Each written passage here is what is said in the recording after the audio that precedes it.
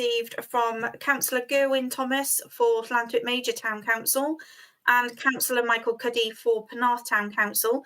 But Penarth Town Council are represented this evening by Councillor Cox. Apologies also received from Councillor Morris from Colwinston Community Council, as well as Councillor Phillips from Peterston Super Ely Council, but we are expecting Councillor Drysdale to join us this evening. Apologies also from Councillor Parry from St Bride's Community Council, but I believe Councillor Rosenberg is joining us this evening for that council. And also apologies from Councillor Partridge from St Donat's Community Council, but Councillor Halliwell is here this evening representing. And finally, apologies received from Councillor Sexton from Wenvo Community Council, as well as Councillor Milliner from the same Community Council. No apologies thus far from the elected members, Chair. Okay, thank you. Councillor Cave. Yes, thank you, Chair. Rhys Thomas would like to give his apologies. Chair, I wonder if I could say at this time that one of our community councillors has sadly passed away at the weekend, and he was a representative on this committee, and I know that yourself as chair and all the other elected members would like to send their condolences, I'm sure, to his family at this very sad time, and that's Carl from Colwinston Community Council, Carl Hadley.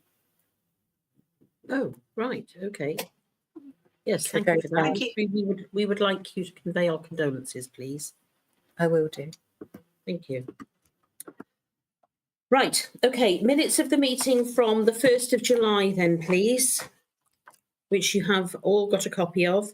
So can I accept those as a true record, please? Councillor Wilson. And I'm happy to second those as a true record. Thank you. Thank you. Does anyone have any matters arising they would like to bring up, please?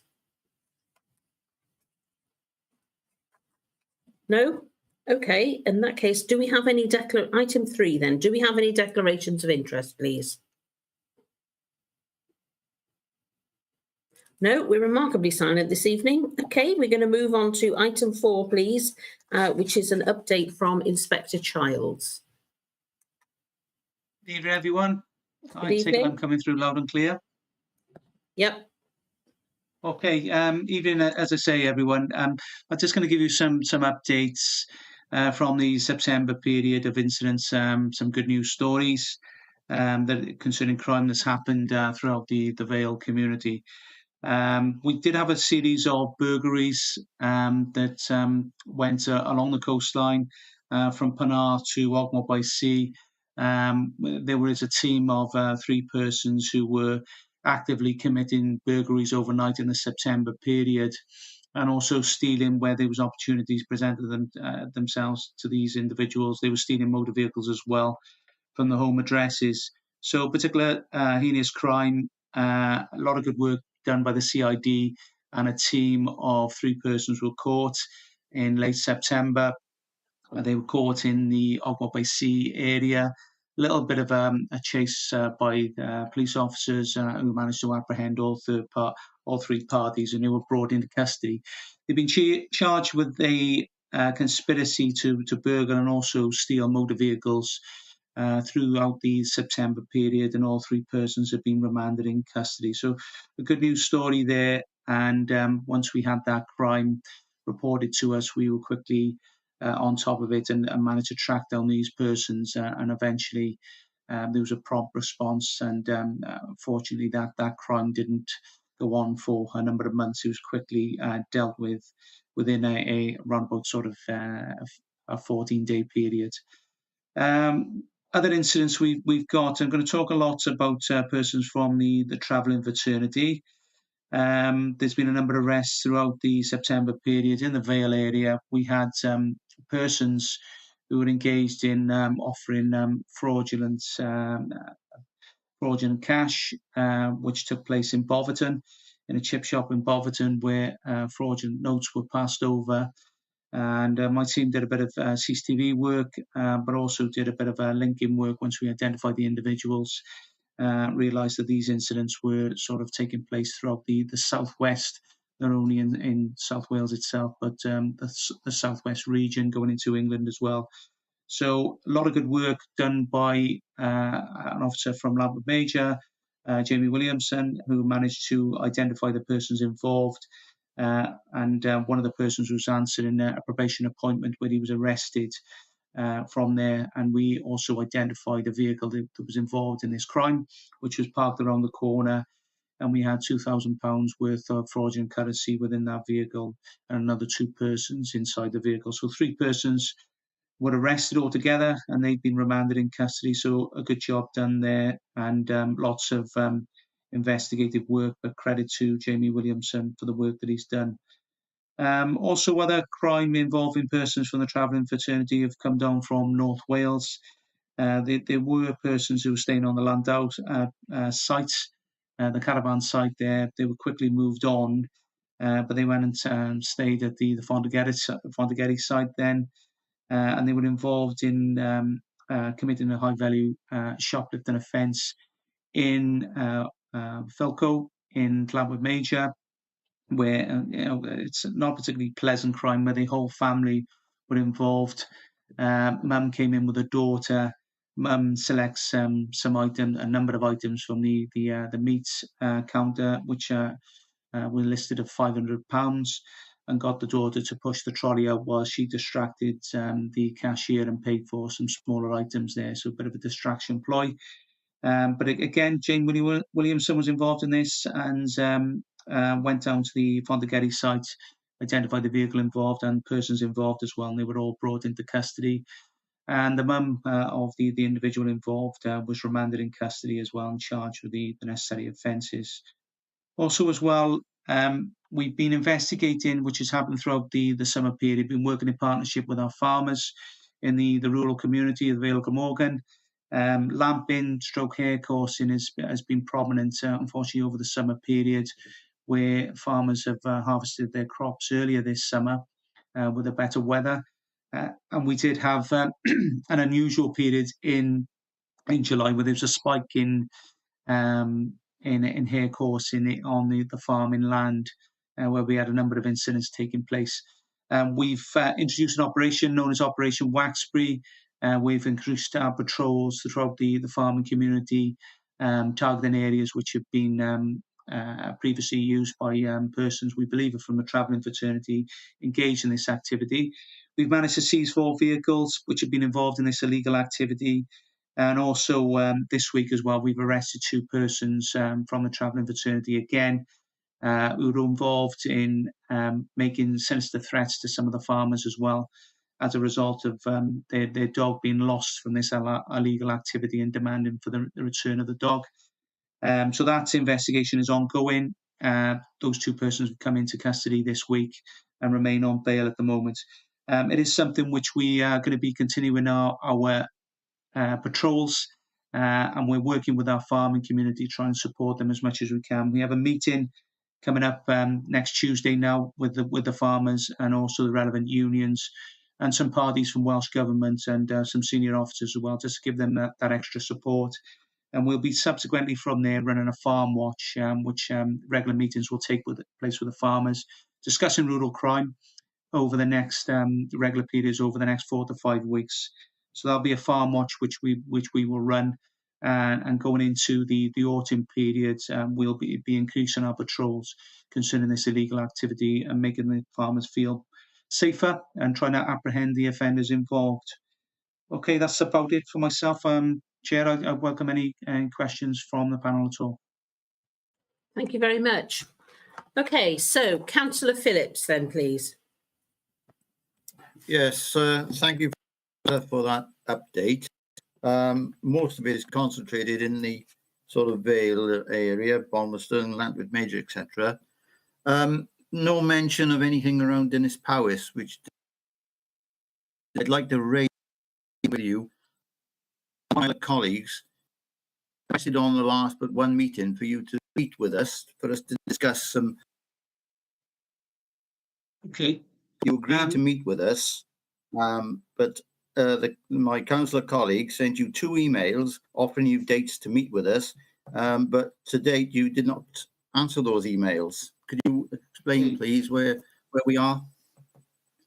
Well, first of all, concerning Dennis Powers, I should have hopefully some news for you concerning tomorrow morning. We are active in the area tomorrow morning. I'm not going to tell you what it's about, but there is some activity we're doing there tomorrow morning. Yeah, look, it's a very busy period at this moment in time.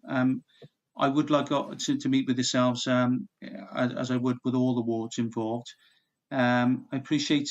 I did pass on the email to colleagues as well who cover Dennis Powys. So hopefully they've been in contact with yourselves as well. But look, I will meet with yourselves. I apologise that the dates haven't been fulfilled as of yet, but I will meet with yourselves in due course. If you can provide me with some dates, I will meet up with yourselves. Well, could you please check back on your emails, because they came from Councillor Asprey, and respond to her, please. And if you can arrange some dates with her, please. Okay, I'll do that with Councillor Asprey, yeah? Thank you. Okay, thank you.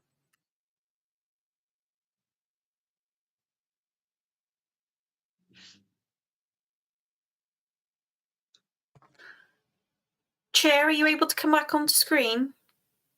Sorry. Right, okay. Councillor Phillips, can you take your hand down, please? Councillor Asprey and then Councillor Haynes.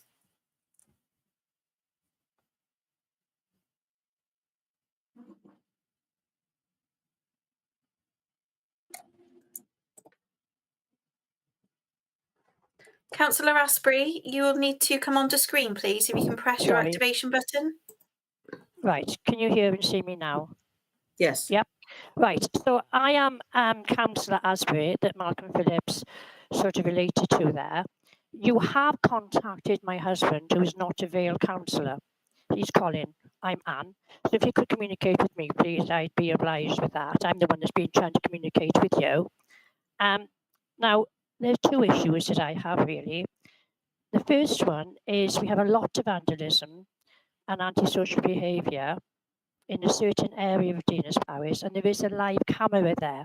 And I cannot understand why the live camera isn't picking up on some of the issues there and sending police to these issues.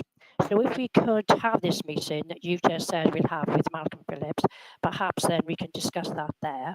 Then the other issue is from our clerk. We have now the Remembrance Sunday on the 9th of November, and the South Wales Police traditionally lay a wreath and actually attend police presence. So without the police presence, we cannot go ahead. So would you mind please communicating with our clerk and to say yes or no that we can have our police presence there? So Well, that's you can take from myself, there will be police presence. We are trying to sort out, we cover a number of areas concerning the parades on the 9th of November. Dennis Powys will certainly be one of those areas we will be attending. We will be laying a wreath there as well. I can assure you of that. That's great, thank you. And all the other issues I'll bring up in our meeting. All the other issues I will bring up in our meeting. Okay, fine, thank you. Thank you. Okay, thank you. Councillor Haynes. Thank you, Chair, and thank you, Inspector, for your report. I'll be as brief as I can. I'm not sure if you are aware of the spate of crimes we've had in St Athan, of the balaclava-clad 2 men that have been in people's gardens in the night, and theft from Fort Cross, I assume by the descriptions I've been passing, they're the same people. Just sort of make you aware. It seems to have stopped at the moment, but we wait with bated breath. And the other question is, has the recent attempted theft, at least one anyway, in St Athan of a car that was thwarted by the owner, anyway related to your recent arrest, or is it someone else? It was about a week and a half ago, the car attempted theft on St Michael's Close. I doubt if that would be related to the team of burglars that we caught. Their specific crime was overnight offences where they were targeting houses and actually stealing the keys from the house and stealing motor vehicles from there. They were also in the streets as well, surrounding those streets as well, targeting motor vehicles as well, but it was an overnight crime as opposed to daytime offences.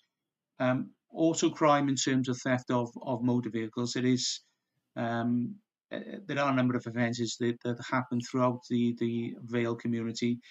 Without having the specific details, I would say it's probably doubtful if it's connected to the team of burglars that we caught.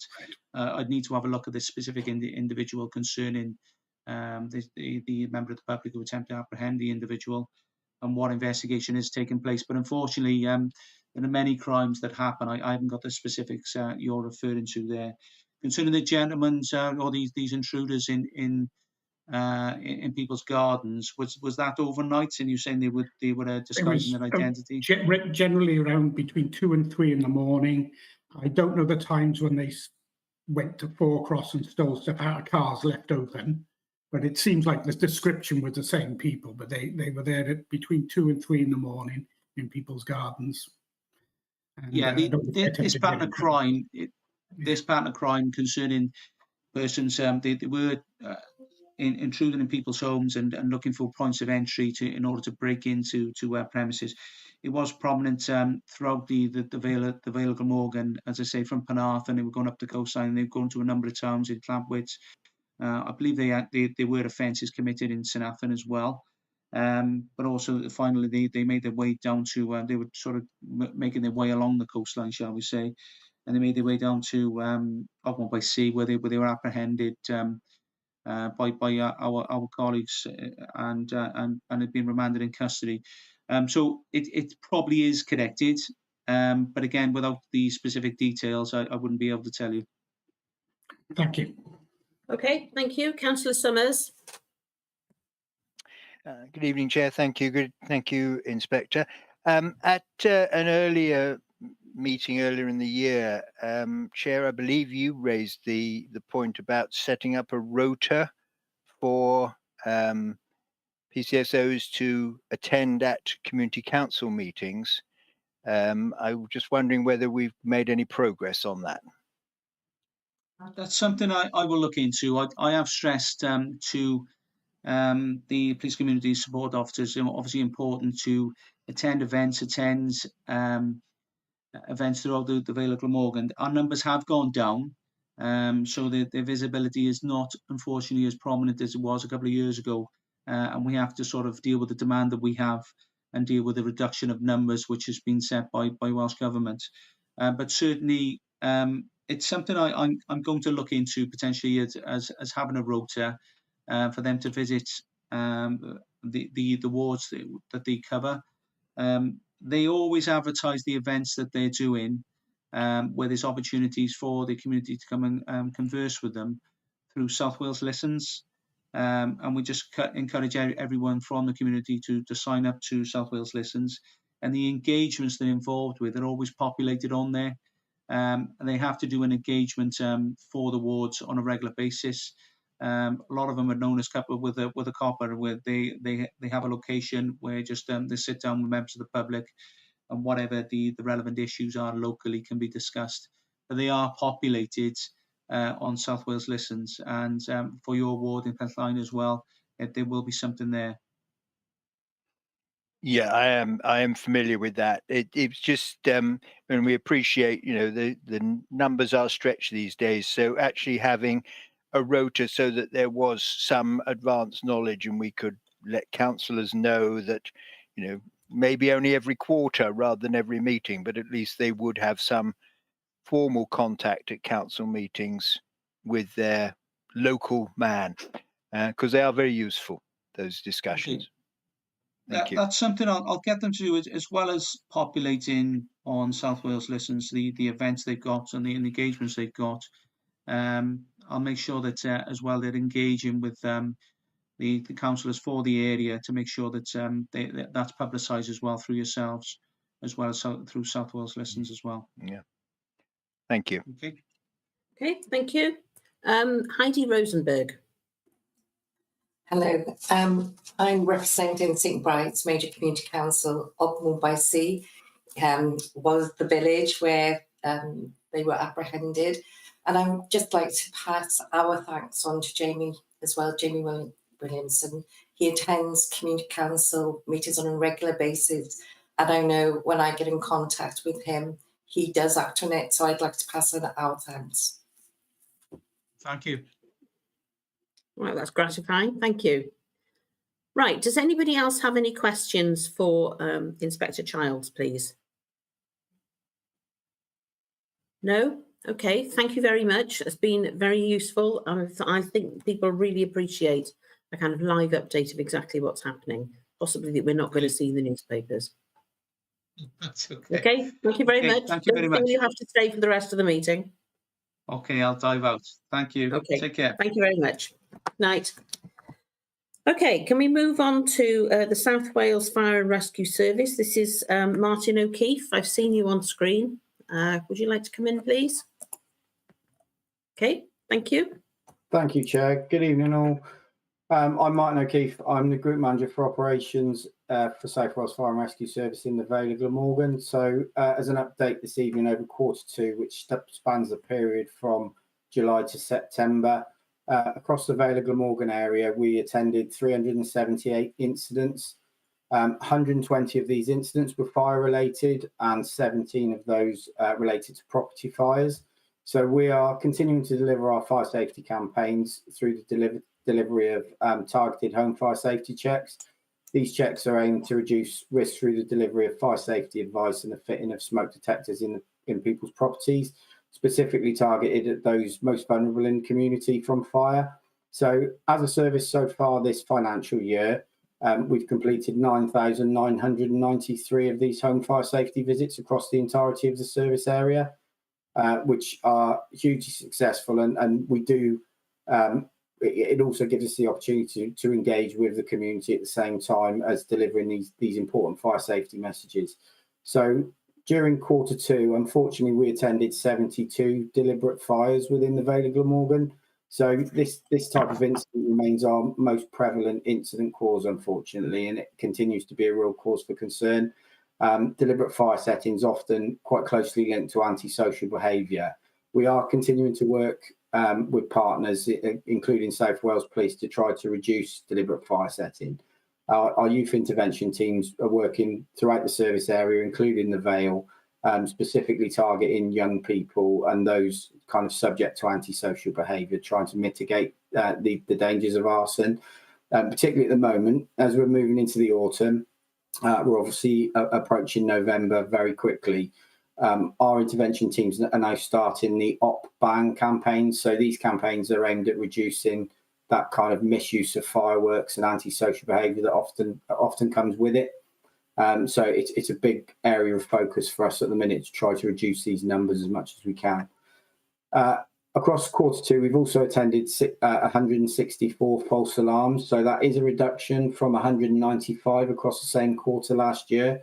That is thanks in part to the implementation of a new automatic fire alarm response policy. So that's significantly reduced that burden of unwanted fire alarms for us. Unfortunately, across Q2, we've also attended 25 road traffic collisions within the Vale of Glamorgan area. Whilst that is a reduction from 29 in the same period of last year, we are really cognizant that these incidents are absolutely devastating to those involved and to the community, and we're working really hard to reduce these further. Our road safety education in schools has achieved delivery of road, water and fire safety across the whole of our South Wales service area to 15,323 Key Stage 1 to 4 students so far this financial year. We're also working with partners in South Wales Police through the delivery of our OPATAL and our 20 to 30 initiatives, where road safety advice is delivered for minor speed and seatbelt offences. So the aim of this is, rather than somebody receiving points on their licence, they're brought into a fire station and that road safety education is delivered in conjunction with ourselves and the police, with an aim of kind of educating and highlighting those dangers associated with those offences. We're also now at the moment we've now just rolled out our new station business plans across the Vale of Glamorgan area. So these plans are designed to guide our activity as stations with a real focus on alignment to the Wellbeing of Future Generations Act. So prioritising the work that our crews do, not just around fire and incident prevention, but also around kind of improving the lives of the community through whether that be targeting isolation and vulnerability in the community, but using our position as a service to enhance the lives of people as much as we can. Thank you, Chair. I welcome any questions. Thank you very much for that. Okay, Councillor Mark Wilson, and then Councillor Phillips. Thank you very much, Martin, for that presentation. Just a few points, really. I mean, you mentioned about vulnerable people, and I think it is very important that, you know, the Vale Glamorgan, for instance, has a community alarm service, and it's very important that vulnerable people use such an alarm system. And I'm just wondering, is that alarm system sometimes attached to emergency services? Because clearly, if people press a button or whatever, then it clearly could mean that they got a fire or something serious going on. I just wondered about the links between the fire authority and the emergency and our social services department. That's the first question. The second question, as you know, there's been a big growth in the amount of people that now own electric cars or hybrid cars or whatever. I'm just wondering, perhaps people need to be aware that if they constantly plug it in overnight, is that a concern that you do have in the fire service? Because a lot of people, as you know, when you would have devices on overnight, you know, they are, you know, we know there have been concerns, haven't there, and still are concerns about dryers in particular with washing machines, you know, and I know that one of the major causes of fires in lots of houses is dryers in particular, especially ones which are not people know about it until it's too late. So I'd be grateful for your thoughts, Martin. So thank you. Thank you. Thank you, Councillor. To answer your first question related to alarm pendants, so we do have a link to the call centres. So if somebody was to press an emergency pendant on their alarm, what it would generally do is take them through to an emergency call centre. They would usually have a speaker box fitted in their home. If they were to say there was a fire, then we would be contacted. We don't have a direct link to the kind of fall alarms, but the call centre does have the facility to contact us. And in fact, we do fairly regularly get called out to concerns of fire where somebody's activated an emergency call point or pressed their pendant alarm and said that there's a fire. So there is a direct link there, whilst it's not directly into our control room from the pendant. From the call centres, they do call the fire service. With regards to your second point around electrical safety, absolutely the dangers attached to plugging in electrical devices that aren't designed to be left on overnight is high. Like you rightly said, things like tumble dryers, washing machines are a major concern and a major cause for fire. They do the advice related to them to those kind of devices does form part of our home fire safety check advice that we give to people and our generic fire safety advice. With relation to electric vehicles and cars in particular, so they are generally designed with fail-safe devices. So they are designed to be plugged in overnight, similar to kind of fridge freezers, you know, are designed to be plugged in overnight. The big concern for us related to lithium-ion technology are things along the lines of electric scooters or electric bicycles, where people bring them into their property, generally leave them in the hallway and plug them in. These are a significant risk, and across the UK, there's been a number of significant fires, including fatalities caused from these incident types. So as a service, our advice is that these should never be left on charge whilst somebody is asleep, and certainly shouldn't be left within any escape route. So that, again, is forming part of our delivery of advice to people when we're talking to them about fire safety. We are certainly talking around that lithium-ion new battery technology safety as well. Thank you very much. Thank you. Okay, thank you. Councillor Phillips. Yeah, thank you, Chair, and thank you, Martin, for coming on this evening. Thank you, and I'm speaking on behalf of one of my other councillor colleagues. A couple of months back, we had a fire that occurred here in Dinas Power. We're not hearing you. You're breaking up. It was. Sorry. Sorry, Councillor Phillips, your connection is rather sticking this evening. Are you able to turn your camera off, please, just so we can get a good audio feed from you? Thank you. If you wouldn't mind starting again for us, we should now be able to hear you, and hopefully that will stabilise your audio for you. Okay. Yeah, Martin. Yeah, my question was regarding serious fire at a farm between sort of Argyle Lane and near Sir Richard Gwynn High School some months ago, and unconfirmed reports that came out said that there was sort of activities going on at this farm not related to the farming industry. Chemicals involved, etc. I know a large amount of machinery was destroyed in the fire. Could you give us an update, please, on that, if you have, and actually what you had to deal with? My apologies, Councillor. I didn't quite catch the end of your question there. So I got as far as activities not related to the farming industry, but I'm sorry, I didn't get the entirety of your question. Yeah, we're just wondering what, if you've got any information of actually when you attended the fire, what you were dealing with, and was there anything there that there was activities going on that shouldn't be going on at the farm?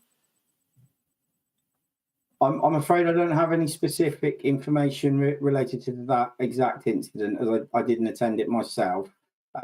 Is it okay if I get back to you with that information, Councillor? I can go away and find that out and potentially come through Amy with an update for you. Okay, because one of the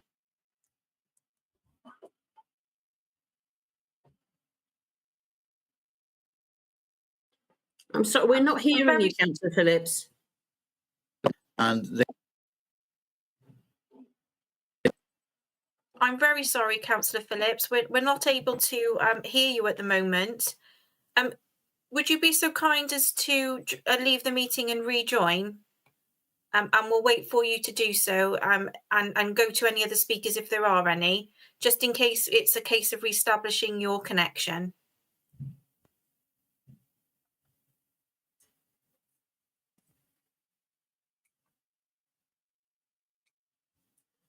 Councillor Phillips, I can see you're still connected. Would you be able to leave the meeting and rejoin for us, please?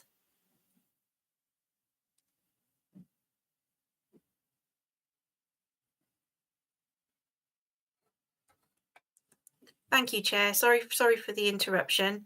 That's fine. I believe the councillor is disconnected. Would you like to continue, and we'll see when he rejoins? I'll let you know when he's rejoined with us. Okay, are there any other questions for Martin O'Keefe, please? Right, Councillor Summers. Sorry, thank you, Martin. Just one point while we've got a couple of minutes while we're waiting for the councillor to come back on. The statistics you give us are very useful and very interesting. A number of my colleagues have commented in the past, and I'd just like to pass this on to you, that it would probably make them even more useful if you could tell us what the trends were when you gave us those figures, whether we were, seeing any significant changes over the quarters or over the years. So I'll just pass that comment on for you. Thank you, Councillor. I can certainly make sure that's put together for the next session. Based on the statistics I've given, the trends are largely quite similar to the same period last year. We've attended 51 more incidents in Q2 this year over Q2 last year. However, if we look at the weather in the early part of the late part of the summer, July and August. As a service during that period, we were kind of tailing off in our grass fire and our wildfire season, but we've had a very dry summer, so that kind of rise in incident numbers would be anticipated. As I mentioned earlier, the big concern for us at the moment, and there isn't a huge spike, but there is a gradual increase in the amount of deliberate fire setting within the Vale of Glamorgan area. I've worked with some partners from other agencies to target exactly where these areas are happening, particularly in the Barry area. And these incident types are largely related to street refuse and rubbish. So there's a direct link there with that kind of antisocial behaviour. People sort of hanging around on the streets and things like that we often see a rise in our incident types there. But I can certainly put together some more detailed trend analysis for the next meeting, or in fact, if I share an updated report based on what I've delivered today, with some more targeted trend information with the Secretariat that could be shared with the rest of the councillors, I'll get that done as soon as I can. Thank you very much. Really interesting. Yeah, thank you. Right, does anybody else have a question, please? And have we had any more successful with Councillor Phillips? Councillor Phillips has rejoined, Chair. Okay, Councillor Phillips, do you want to... Yeah, is that any better? A little bit better, yes. We are picking you up, Councillor Phillips. So if you want to continue, we'll try our best to hear the end of your statement. Okay, I think Martin there got the... Yeah, so I think Martin got the gist of the where the location is. That's fine. Another colleague has put in 2 freedom of regarding this concern, obviously, about the amount of the thick black smoke that obviously came from the site, spreading over the village. So we're trying to get this information to see what was at risk from there. But to date, the 2 requests of the South Fire and Rescue Service for information, he's not had a response. Is there any way that you could perhaps chase this? Absolutely. I think that the gist of what I got there, Councillor, was that 2 freedom requests have gone in. You haven't yet had a response. I'll certainly take that up with our information governance team first thing in the morning, and try to get that sorted for you. Thank you very much for that. Okay, thank you. Right, does anybody else have any questions, please? No? Okay, thank you very much for that. That was very helpful. I would look forward to seeing an analysis of trends. I think we'd all be interested in that. We're all hoping they'll be downwards, but that's not necessarily so, is it? Okay, so thank you very much for that. Don't feel you have to stay for the rest of the meeting. Thank you. I shall leave the meeting. Thank you, Chair. Thank you all. Thank you. Good night. Okay, item 6. Sorry, Amy. Sorry, Chair, to interrupt. Just so it's okay with yourself, just for the sake of the minutes, just confirm that the committee are happy to obviously note with thanks the 2 presentations thus far, and that we have an additional recommendation that the update be forwarded to committee members via myself from Martin O'Keefe. Yes, thank you. We're all in agreement on that. Thank you very much. Okay, thank you. Okay, item 6 was a request for consideration from Penarth Town Council. And now, I don't know if we want to take Councillor Cox first, or whether we want to take the presentation first. Amy. If it's okay with yourself, Chair, obviously the request for consideration itself is provided in writing within the papers, but as the representative for that council, Councillor Cox has the right of introduction, if that's okay. And then we'll go to the NHS colleagues that have kindly joined us this evening to provide a response. Okay, thank you very much. So over to you, Councillor Cox, please. If I've pressed the right buttons, that should work. Good evening, everybody. You've seen the request for consideration, and I'm able to add to it following last night's Town Council meeting, when it became very clear why this is necessary. All the councillors have been getting lots of complaints from our residents simply because they can't get appointments to see their GP. And this, of course, will affect Landoc as well. And possibly other councils may have similar problems in other parts of the Vale. There's a bit of background. A few years ago, Penarth had 4 separate GP practices. Then the Health Board cut that to 2, despite vigorous protests from the community at the time. 2 years ago, Cardiff and Vale Health Board called a public meeting in Penarth to present their proposals for the future. Well, that meeting was unusually well attended, but the residents were so angry about the sudden reduction in the availability of their GPs that the presenter was unable to get past PowerPoint slide 3 out of a stack of over 40. You can imagine the scene. I certainly can, I was there. After discussion and several subsequent meetings, some improvements were made to the arrangements at one of the larger surgeries, including the provision of a callback facilities so that patients didn't have to hold on the line for over an hour just to get to speak to somebody.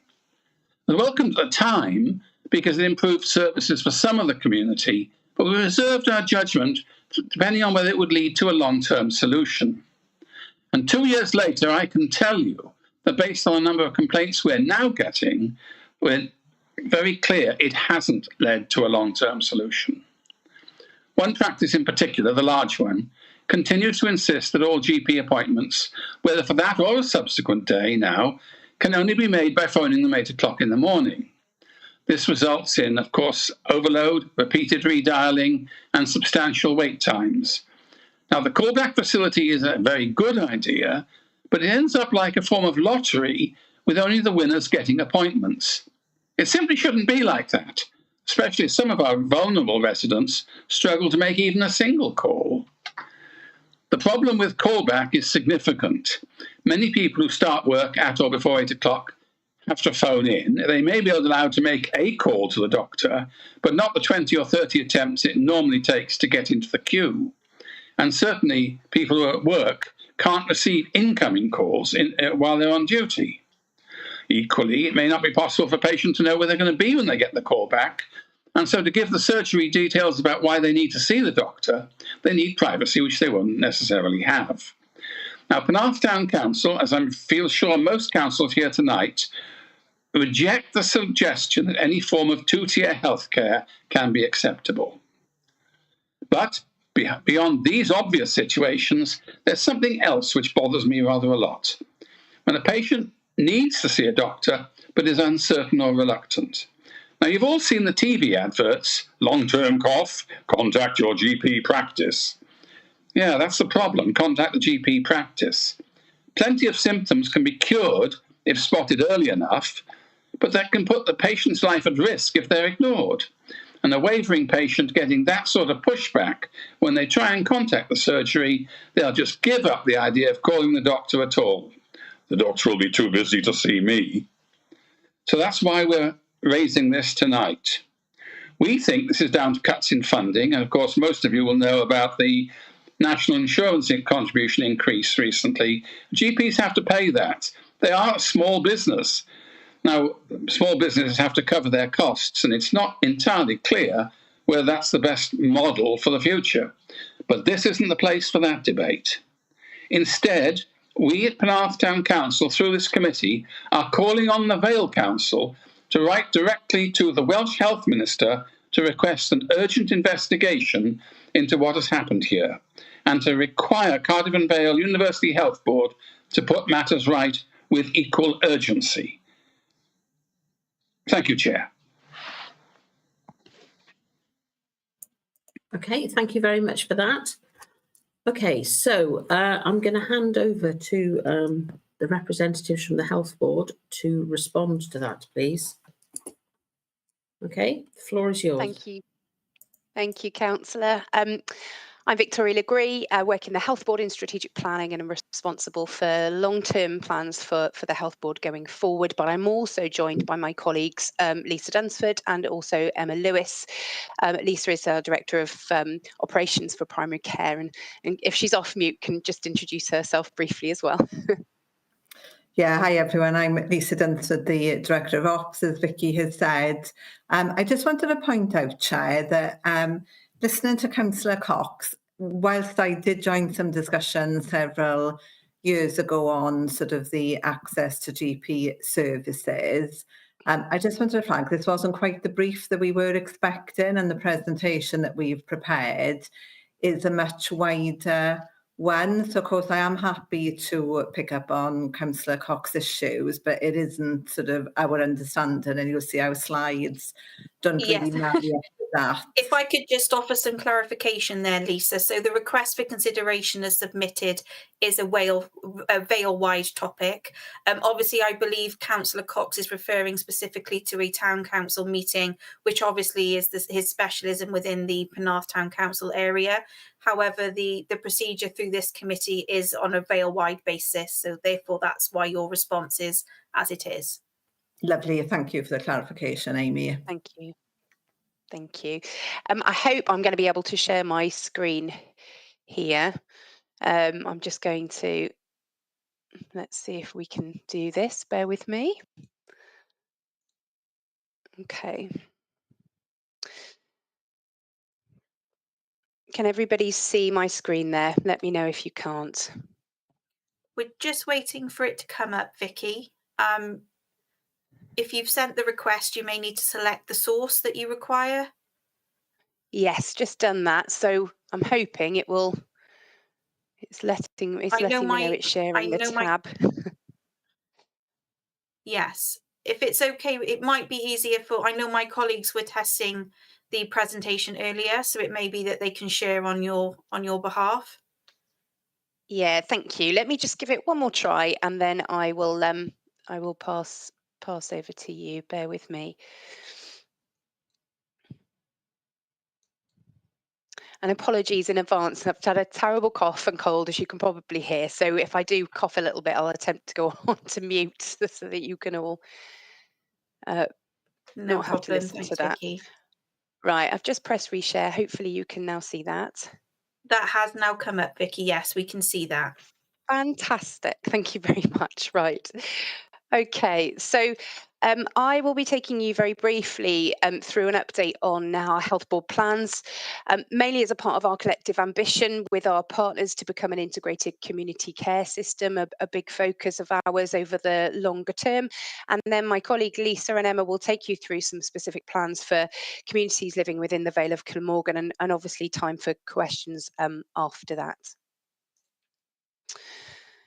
So in terms of our strategy overview and where we're looking to go over the next 10 years, you'll be aware that we refreshed our long-term strategy last year. And in that, we made pretty clear our commitment to becoming part of our integrated community care system through our regional partnership board endeavours. Now, this is going to help us play our part in providing the integrated care that is so clearly needed for people in their homes and in their wider community, and in particularly not bringing people into hospital until it's absolutely necessary to do so. We want to ensure that people live as independently as possible, either managing their own condition where they can, but also planning to have a dignified end of life too. So this commitment's also been reaffirmed in the Health Board's annual plan this year, and we've also identified an executive lead for the work, planning and operational leads to ensure that we have Health Board leadership as a part of a much broader partnership piece of work collectively to take this forward. So this isn't new. Many of you on the call here will know that this is a long-standing ambition of the regional partnership together, and in fact, Vale of Glamorgan have been a trailblazer through their own integrated health and social care arrangements over the last 10 years, particularly through Vale Community Resource Service. So I have updated the slide because I wanted to just take opportunity to say congratulations on the latest inspection results for the service. It's brilliant recognition for the team, and also brilliant recognition for the carers working alongside them as well. So in terms of our sort of short to medium term plans, this is where our focus is. There are a number of areas in progress.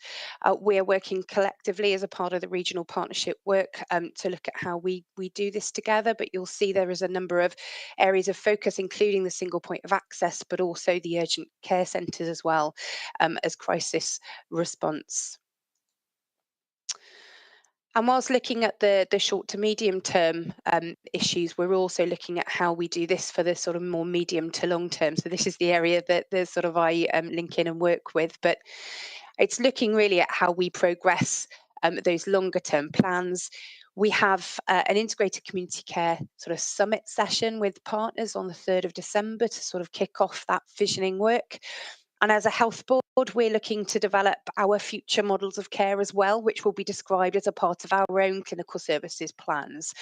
And to do that and to inform the summit that we have and this piece of regional partnership work, we've got a number of sessions with senior leaders from across our organisation and the health board to explore this, explore our role in it, and also hear the feedback that we've had so far through the engagement work that we're doing, which is a 20-week long piece of engagement work where we're getting out and about across the local population, but also into wider Wales where we do deliver services for other areas of Wales to really listen to that feedback and make sure that we're looking to plan for the longer term.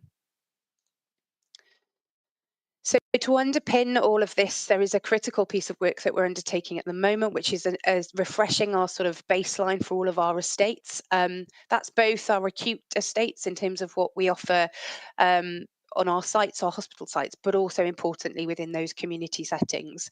So alongside our clinical services planning, these are really going to inform a refreshed strategy for our estates in partnership, looking at, and they needs to be based on future population need and making sure that we're delivering care close to home and absolutely in the right place wherever possible. So that's another real focus for us this year. With those sort of few slides underway, we'll want to get into some of the detail around the plans for the Vale of Glamorgan, and I'll hand over to Lisa. Lisa, you just need to let me know when you need me to change slide. Thank you. Great, thanks very much, Vicky.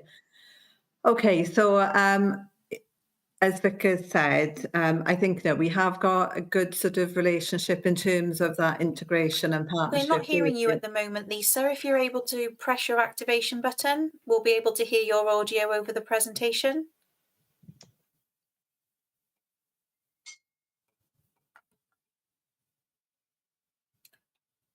Emma and Victoria, just to let you know, it looks like Lisa may have disconnected.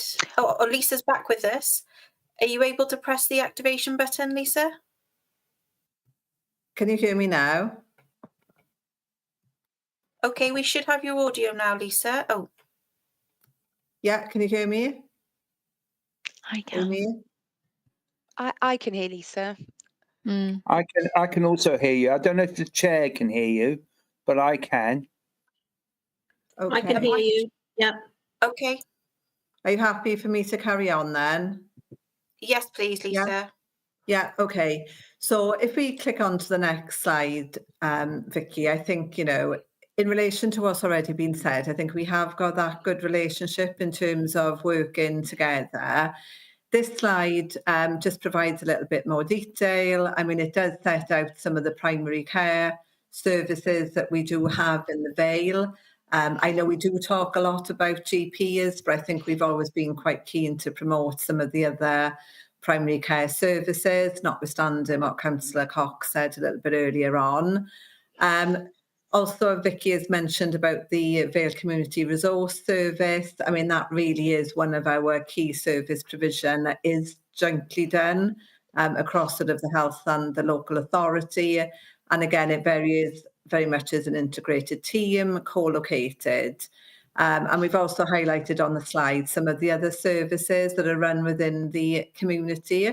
So I'm not saying that that is an exhaustive list of services, but, you know, it is something that we are quite proud of working together on.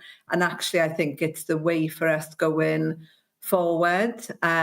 Just before we jump into a little bit more detail on some other slides that my colleague Emma will pick up on, there has very much been that ambition for a long, long time from Welsh Government about providing care and services, you know, in response to the population need and recognising that that need can vary. That's the point of us having the clusters, the 3 clusters within the Vale. So earlier this week, I was at a ministerial summit where, again, there is the ask around us doing more. Emma will go on to speak about some of the things that we're looking to do, for example, in Barry Hospital, but we are very much being asked to consider, and I know this is something that has been an issue for Vale residents and colleagues that you don't have to go to an acute hospital, you don't have to come to, you know, UHW when there's not a need for you to be there. So, as I said, we are really looking to see what services can be brought out in the community with the right sort of staffing, with the right equipment as well, so that we only do in the acute hospital what needs to be done. So, as I say, this slide is just illustrative of the work that is going on at the moment in the Vale. I'll hand over to Emma and then I'll come back a little bit at the end. So, Emma, over to you. Thanks, Lisa. If we can go to the next slide, Vic. So I suppose this is just setting a little bit of the context. Many of you will be aware really of what's facing us, and we've tried to focus this very much on the Vale. We know where we are from a population, I suppose, plan and what's expected and what that's going to mean for it. And at the moment, we recognise we have a registered population of around 136,000 people here in the Vale, and how that profile necessarily is going to change in line with those population projections. So, as Lisa has mentioned, all of our clusters are actively looking at some of these needs, both on a sort of operational day-to-day of what they're seeing coming through their community doors and the wide range of professionals that are in our community, but also with an eye on the future, knowing that this demographic or the change in our population needs is happening around them. If we go to the next slide. So really, I suppose what we wanted to highlight, we've already touched on some of these things, but for us is how we work very closely now with our communities to build on some of those needs and demands. So we know that ageing population is coming, and with that we're going to see increased sort of multi-morbidities in our citizens, in our people, and also some of those frailty needs. So actually how we get out and support more in that preventative space is going to be incredibly important as we go forward. We recognise across our population, we are seeing an increase in chronic conditions. Diabetes has been an area really of growth and demand. And whilst we haven't highlighted it here, there is ongoing work around a community diabetes model, you know, building on that concept of if you don't need to go to an acute site for your care, how do we bring more of that specialist care closer to you in the community?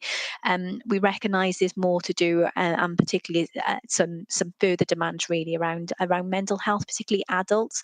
Let's not forget, and we also have children's mental health needs, and particularly in that neurodiverse area that is growing, both in terms of demand but also need for services. We also recognise we have long waits really of access into some of those specialist secondary care services, and this increased focus now on what we can do to help people wait well, but actually how we can support them to get the best outcomes when they are ready for that treatment and when that date comes to them.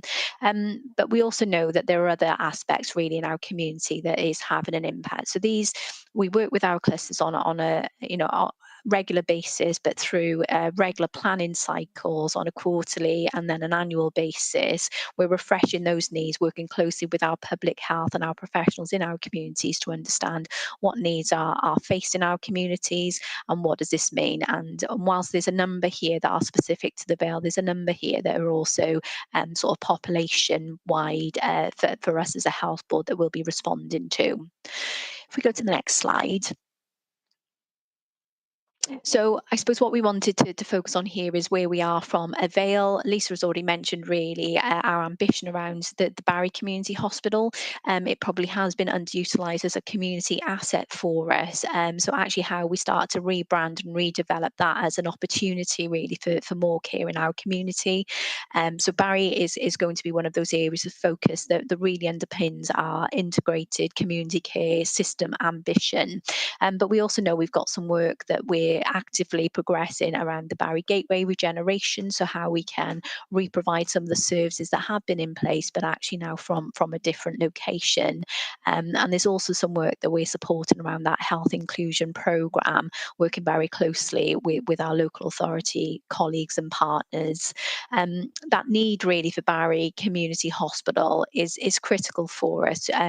We recognise sometimes in our community estates we're not always maximising the provision and the opportunity opportunities, but actually we're seeing that as that opportunity now to build on, I suppose, some of the demands that we're seeing, not just around trying to get access to your GP, but providing an urgent care centre provision on site at Barry Hospital that combines really that minor illness component, maybe the lower acuity things that our patients definitely want to see a GP or a clinician for, with the minor injury capacity, so really extending the opportunity for those services to work closer together and maximise both assets and resources.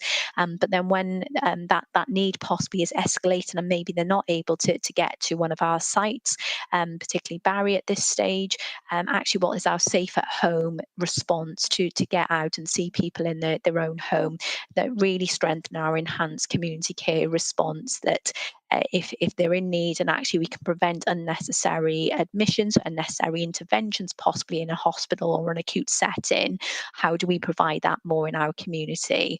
But actually when some of our patients or our citizens do need that wraparound care a little bit more than what the community is able to provide, how we start to provide or refocus the use of community beds as a bit of a step up provision to keep people safe for a period of time, maybe have some investigative work, some diagnostics, until they're now safe to get back to home, in line with their needs, very much around person-centred goals and ambitions, and designing our services to facilitate that.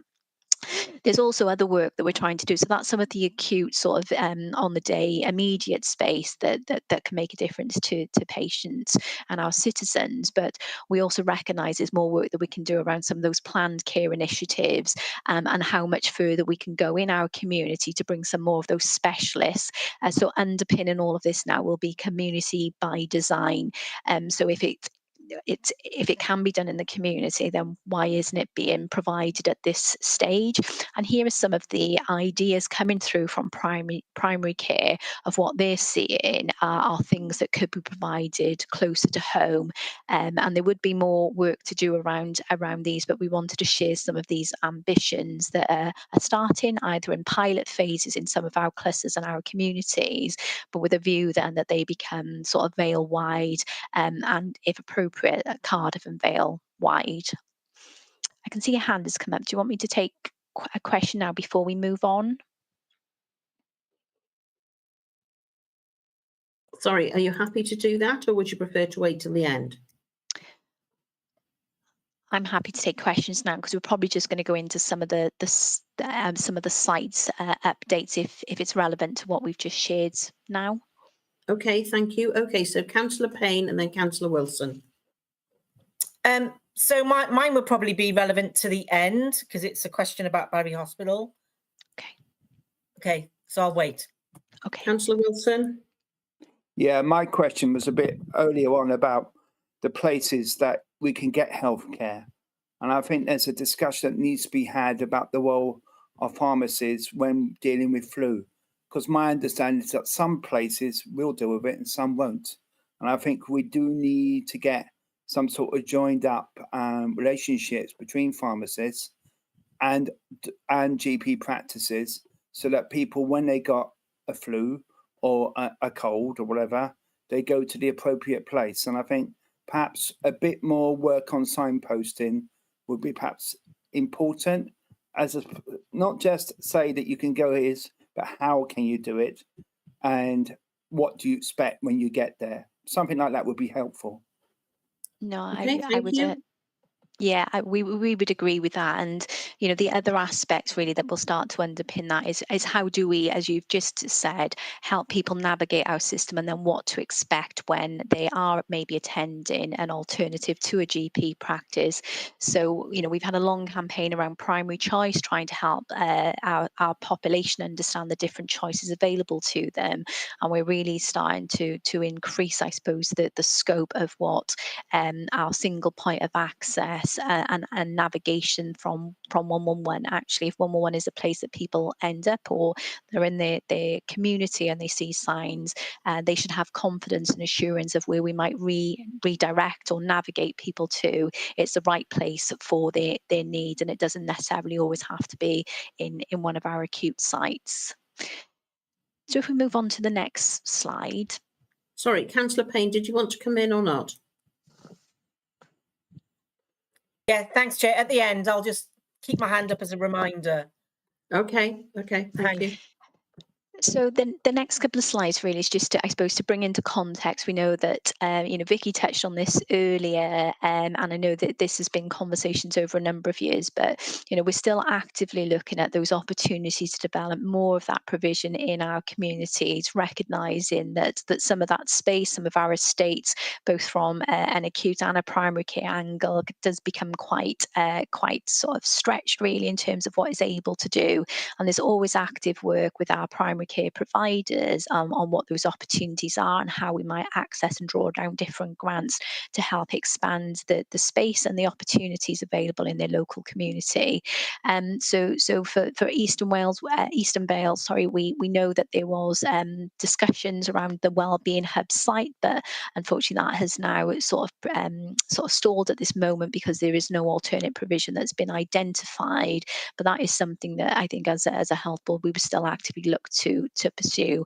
But we recognise there are other integrated service opportunities to us, particularly around the sort of Cosmos and Farm area, that we'd be looking to progress, and how collectively and in an integrated way we might use those Section 106 opportunities for funding to develop more integrated services in our community that brings together the whole of our assets and resource. If we go to the next slide. So from a central Vale, as I said, we've touched on really the sort of Barry Gateway and the regeneration work there and what that means for our community. And we've given some indication of our plans for Barry Community Hospital, how we start to move that really from maybe an underutilised asset in our community to provide more care for the population of the Vale and bring more of those services out. That's going to underpin our ambition of integrated community care. And obviously we want to continue really to work with the ambition of clusters, but also the voice really of our citizens and the residents in these areas to help us design those services through the right lens and what is right for their needs. And then at the final bit here, before I hand back to Lisa, is just to recognise from a Western Vale perspective. So the final slide just gives an indication again that we know that there's a significant growth really planned for that area, and what some of that provision looks like for Western Vale. In particular, noting that we have some good, well-built practices in that particular area. There has been some recent improvement grants into a particular practice to respond to some of that additional capacity, and possibly might feel that that's a strong place for us to continue to build really on those integrated ambitions. But that integration, has to be collective for the whole of the community. So I'll hand back to Lisa just to finish off. Yeah, thank you. I think, Vicky, we need to jump to the final slide to cover that one. So as though we want to allow time for people to come in with their questions. I think in terms of this slide, I think the key message probably is that we do want to ensure that there are more services closer to where people live. I think we can only achieve that if we work in partnership and make the most effective use of the resources, the people resources, and then buildings where we do require them. In terms of, I think, the point made earlier on around people being aware of what's available is critical in this. I think people probably are not as clear of the services that they can currently get, and yet we are here now this evening talking about more services in the community. So I think having that clear information, people knowing what to expect is vital. So whilst we have done some work so far, I think it's probably right that we do a lot more there really.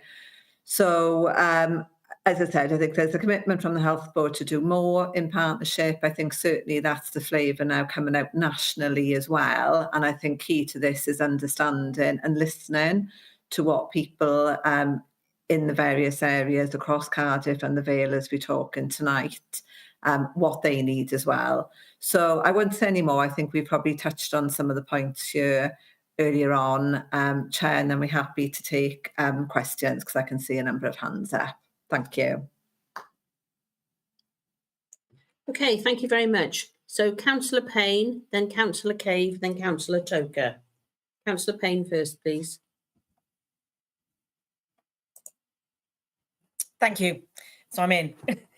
So thank you for that both. I have something positive to say first, and that is my experience of my own GP surgery, and I'm going to name it, Sully Surgery, is very, very positive. They're really good with appointments, so I don't know how they organise their time, but they're really, really good. And I don't have an issue with that. I only have positive things to say about them. That's the first thing. The second positive thing is the quality of care. I recently lost my mother, that my mother received, and she died, unfortunately, was second to none in terms of healthcare and in terms of nursing care. So I just want to lay those things out there, that, I think health boards get criticised unduly sometimes. So those are the two things primarily. And the third thing is another positive thing, which is I'm really glad that there's recognition of children's mental health and neurodiversity, because as Rhiannon knows, we're on education, and we know that the demand there is for services for neurodiversity and children's mental health. So that's really, really positive that it's going to be at Barry Hospital. We know that Barry is the largest town in Wales, which leads me on to my final point, which is a question. And that is around sexual health services. So I note that there is sexual health services at Barry Hospital, which is great. They used to be at the clinic on a Wednesday now, I think between 3 and 5, which is very limited for under 18s. So I know that Barry Pride have been looking at sexual health services for LGBTQ plus people, and this is for adults. So I want to know, as we are the largest town in Wales in Barry, there should be some provision available for over 18s. It's quite a bit of a trek to go, particularly if it's for unplanned pregnancy advice or medication, to go to Cardiff Royal Infirmary. So that'd be one of the things that, in terms of the demand for the community. I know Vale Youth Forum had previously looked at why there wasn't more provision in terms of sexual health also. So that's my question really, is the why. There's a demand, a big, big demand for sexual health provision. Okay, thank you. Now, do you want me to take all the questions all in one go and then answer them all in one go, or do you want to take them one at a time?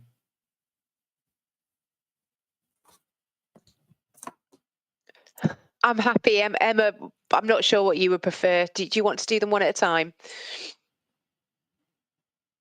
You're on mute. Apologies, I don't mind if we want to take them all and then group them. Given the amount of questions, Chair, it might be useful for our guests if we take them one at a time. Okay, I'll bow to Amy's experience. So if we could take that first question then, please, and then we'll go on to Christine Cave. So whoever's going to answer Councillor Payne's question, please. Yeah, I'm happy to come in. I think it's probably one that we may need to follow up a little bit outside the meeting. There are some benefits of centralising some services, which is why we have sort of done the model in CRI. We have changed a little bit as well in terms of how we deliver it, but I probably haven't got the detailed knowledge of the sexual health services. I know there was some done in I think it used to be in Broad Street, and I know there were conversations around it as part of the Barry regeneration work. But if it's okay, we will take that one away and we can provide a little bit more detail back to Amy for Councillor Payne. Okay, thank you. Councillor Cave.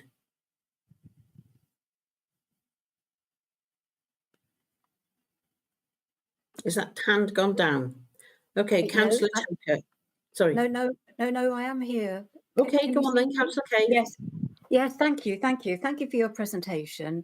I can see that your focus of this presentation is quite broad in terms of trying to stop people going into acute care, into the hospital admissions.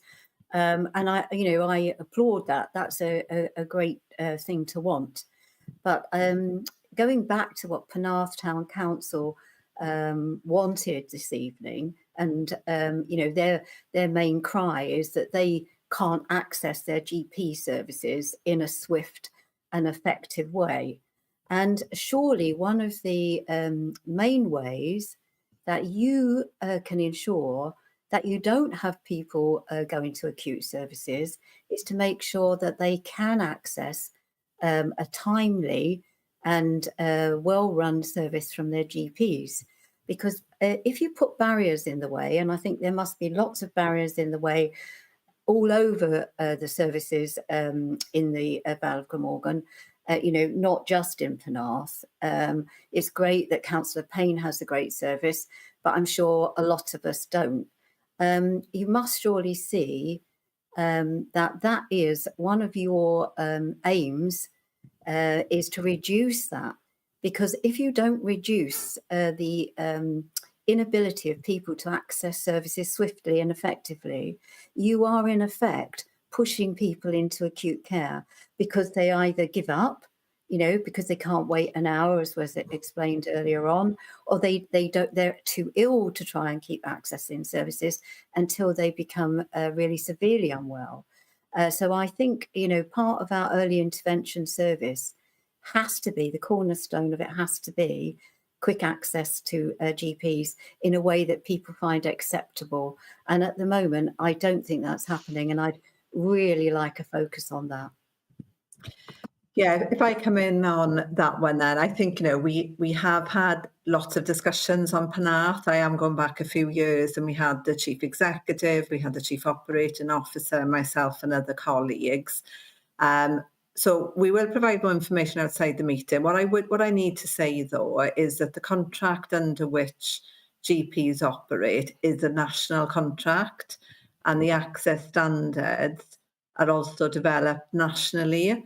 Now, I did speak to the team because I'm aware Councillor Wilson did catch up with some of my colleagues either earlier this week or last week. We've also been asked for further meetings on Penarth, but just picking up on general access, we have to make sure that GPs respond to the national contract. It's not something the Health Board has put in place. I've got a team that does go out and support practices. We also pick up if they don't deliver against those nationally set targets. But I did speak to the team again this afternoon. We have not had any complaints brought to our attention. We've not had anything raised by Llais. So what I would ask is if people can get the permission of people who are unhappy with the service to raise it with us, and we're happy to have a separate meeting on that, because they say without having specifics, and I know Councillor Cox, you were in those various meetings that we had for hours a few years ago, we didn't close the practices. GPs are independent businesses. They can hand back their contract, and our job is to ensure that people can access other services. So it is a massive agenda. I think it is best that the councillors who do have some concerns do contact us outside of the meeting, and we can share some of the information that has been shared before. But for us to explore, we've had no complaints raised with us, and we've had nothing from Llais. So we will need some specifics if that's okay, Chair. Okay, thank you. Councillor Toker, please. Just a quick one. On the old RAF St Athan site is a fully licensed med centre. It's currently in use by the Army, but at the end of the year, they're transferring to a new unit. I'm just wondering whether there's any scope for the Health Board to actually utilise that for the Western Vale, or whether it's actually even been thought of, because it's fully licensed, it's up to scratch. The Army are currently using it. I think it has been raised before, Councillor Toker. I think, again, my understanding was in terms of the demand, it wasn't necessarily required at that stage. So there certainly have been discussions. Some of it will be the access, again, I think, to the site in the same way as we had the earlier conversation around services being in the right place. So there have certainly been discussions around it, but I don't think it's something that is being actively explored. It just seems a shame to have a fully licensed med centre that could just end up being demolished. when there is possibly scope and need for it within the Western Vale. Yeah, we can take that back and check with the estates colleagues whether that is being looked at as a viable option. Thank you. Okay, thank you.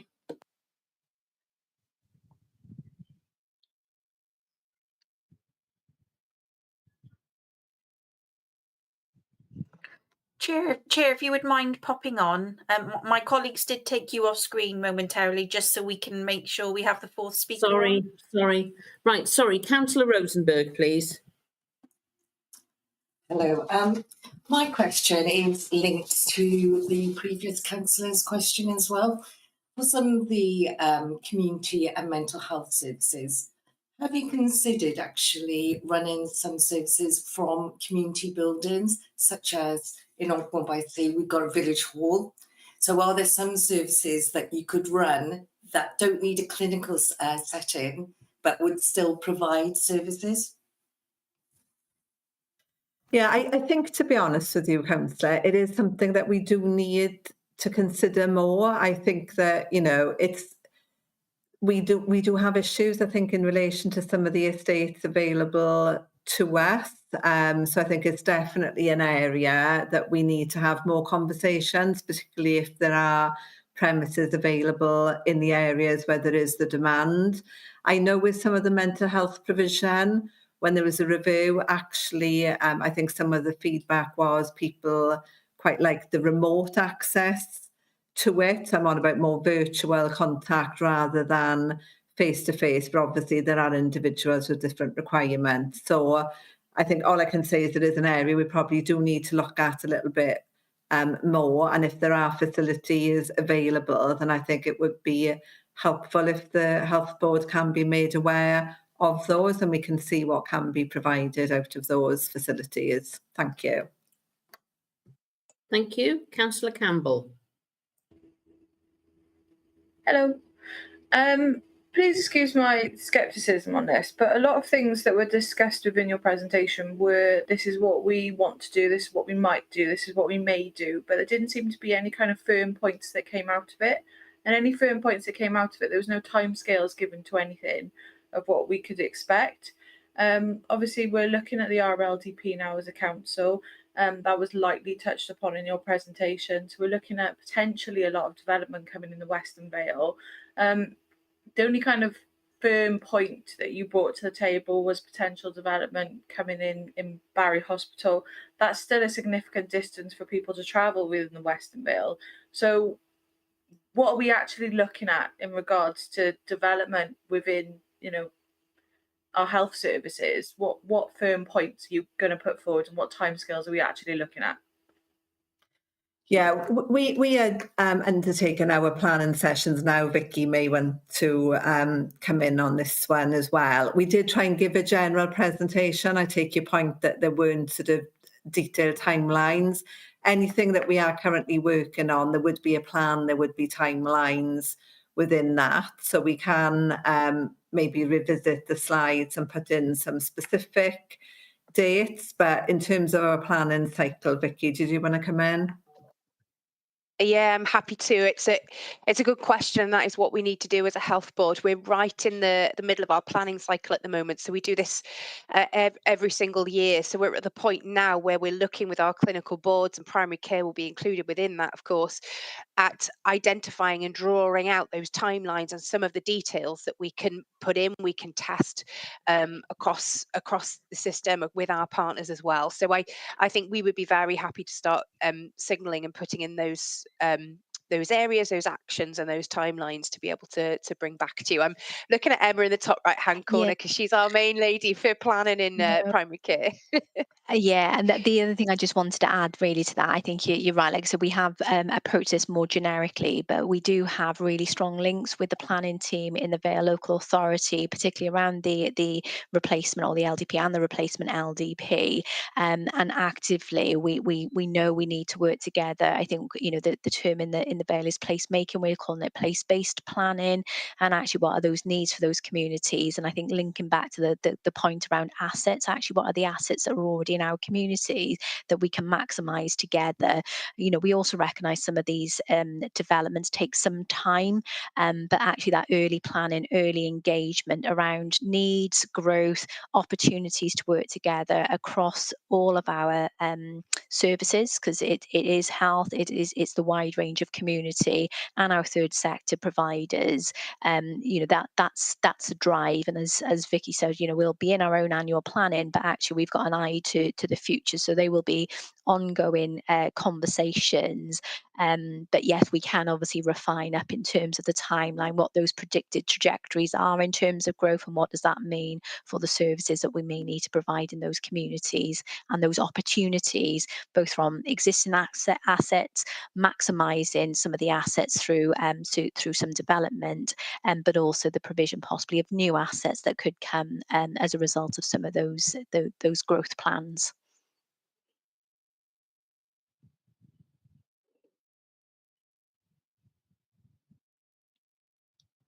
Chair, are you able to come in? Sorry, so Councillor Rosenberg, you have already spoken, so I'm going to go on to Councillor John.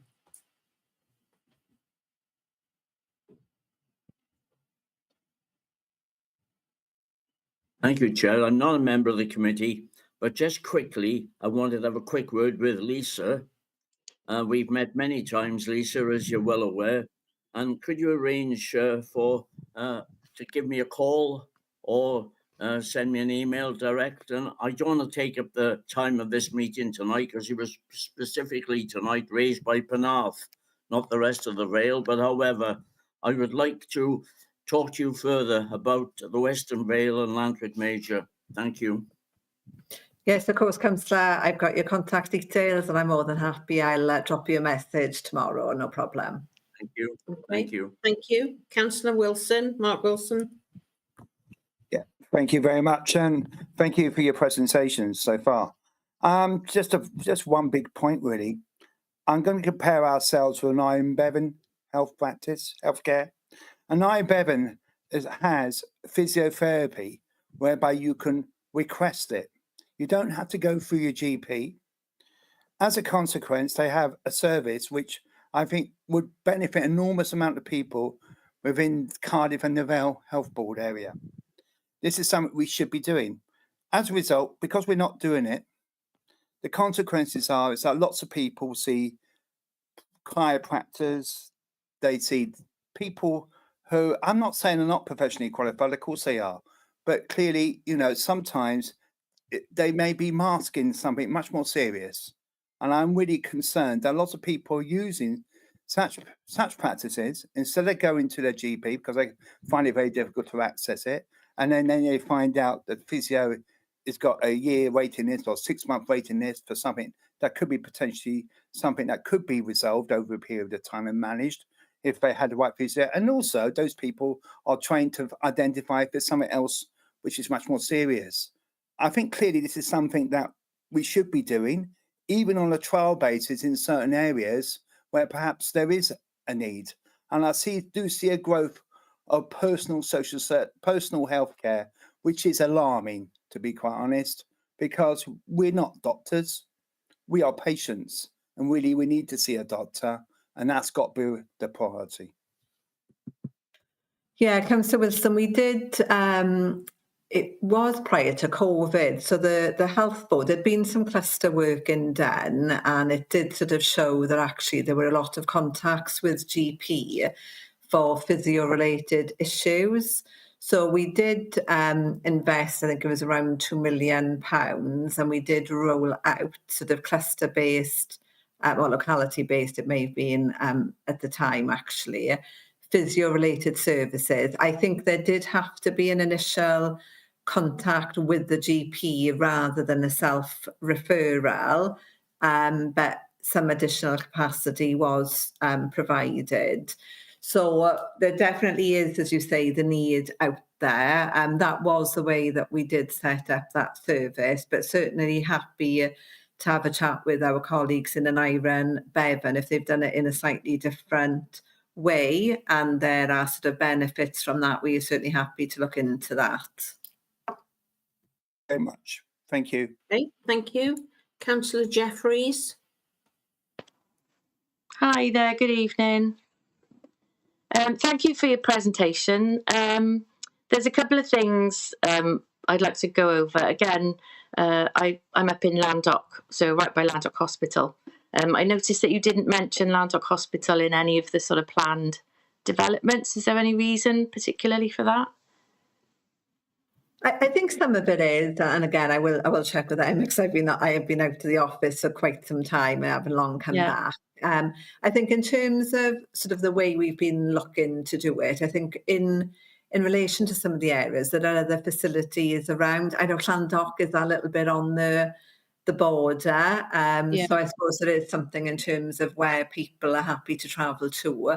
Llandoch, as it is now, has got more specific services in there. Obviously, there's a strong mental health presence and other clinical services there. There isn't the same primary community element to it. And I don't think that has been in the conversations that we've had today, to be honest with you. We have looked at other sites, including things like St David's, but my understanding, I will double check with Emma and others, I'm not aware of there being discussions around the more primary community services being provided from there other than mental health, which obviously is the big base.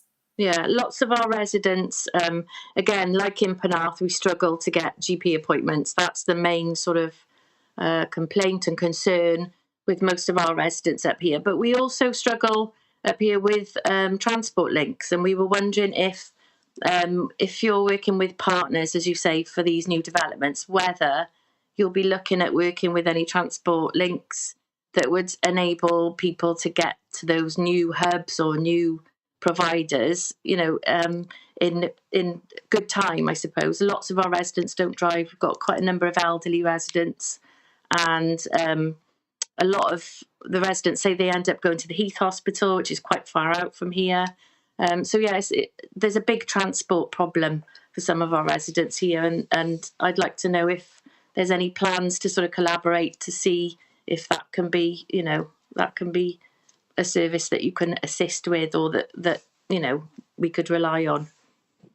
Yeah, when we are looking at services, we do tend to look at sort of what transport is available because, as you said, a lot of people don't drive. So we will look at things like the bus routes, the train routes as well. There probably is more that we can do. I mean, I know some of our third sector colleagues are saying we'll actually have some conversations with us. I suppose the area we cover is quite vast.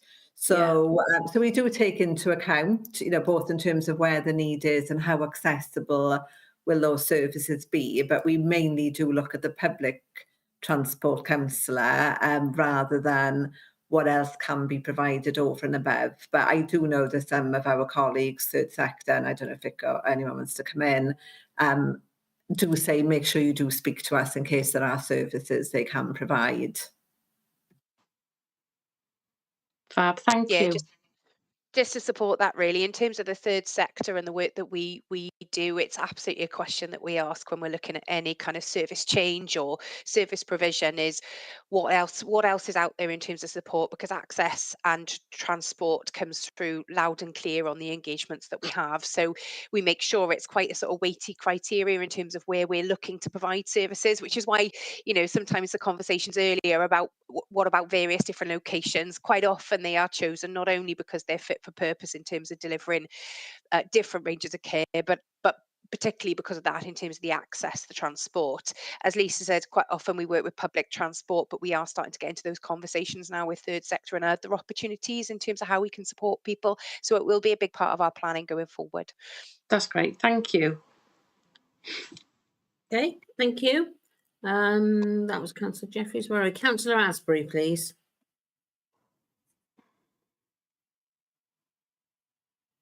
Councillor Cox and Councillor Cave saying the real difficulty is you can't get an appointment. So although the presentation was fab, very well presented, I must say, and gives us hope for the future, we're in the now. And how do we get a doctor's appointment? You have to make a phone call do you have any tips for how we can get it changed from going to the GP and getting an appointment over the counter, rather than you in the doctor's surgery, you're there to make an appointment, and the receptionist tells you you have to go away and phone. It sounds ludicrous, and it is ludicrous. Do you have any tips on what we can do about that? As I said, it's really difficult for us. I'm not trying to make excuses, because in terms of what's in the national contract, it does allow GPs to determine how that is done. I do understand how frustrating it is. I don't live in the health board area, but I did exactly the same myself one day. Was told I needed an urgent appointment, was 2 minutes away from the GP practice, walked in, and I had to go outside and ring to get that urgent appointment. So I do understand your frustration. I mean, it is something that, you know, we will carry on raising nationally. And I think all we can do within the health board is to look that, you know, where one of the councillors earlier said there is good practice and there is good access. I think what we can do is look to see what is done there and encourage the GPs sort of to pick up on that good practice. We can't force it, but I think that's all we can do, councillor. Right. From As a our councillor, is there anyone I should be writing to, perhaps? Would it I mean, help if I wrote to anyone? I mean, I think we do raise. I mean, obviously, you know, it's written by Welsh Government, so it's a national contract. There are negotiations, so Welsh Government health boards do meet with the General Medical Council as well. So it's a formal negotiation process in terms of what goes in, and I suppose there's that balance then in terms of how prescriptive it would be.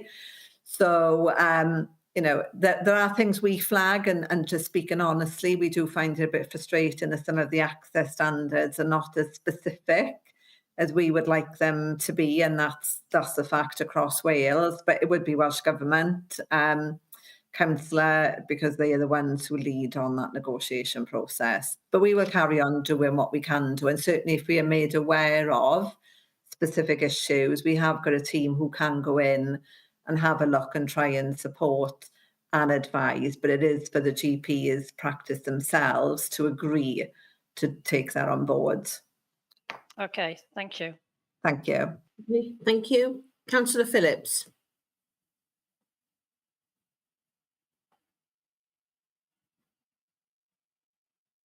Councillor Phillips.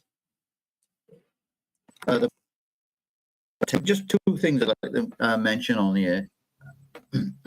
Yeah, there's obviously going to be additional resources for this, and you mentioned about estates, etc. What sort of figures have you got in the terms of additional staff for this? And secondly, how much is this likely to cost? Have you got any figures to quote at the moment? The position the health board is in, we were in a really difficult financial position, so I can't really say there's that much new money being made available. The approach within the health board is very much around how can we redirect some of our current resources to do more within the community setting.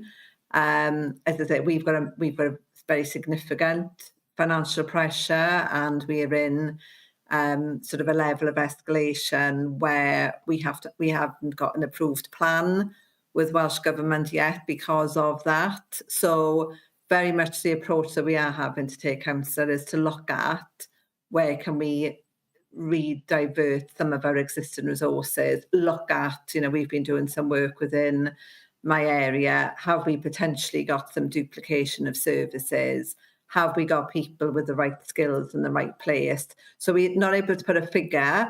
I've got to, within my clinical board, come within the budget that I've been allocated, and that is a deficit position. But what we are looking at is how we can deliver things more effectively to ensure that we have got people in the right place and, you know, and at the right level, because I think things can be done by nurses rather than GPs. They can be done by a lower level nurse if they've had the right training. So we can't give you figures as such, although we have got some costed pieces of work, for example, when we did Safe at Home, we did have that. So, but in the main, there's not really new money around, just trying to utilise what we've currently got.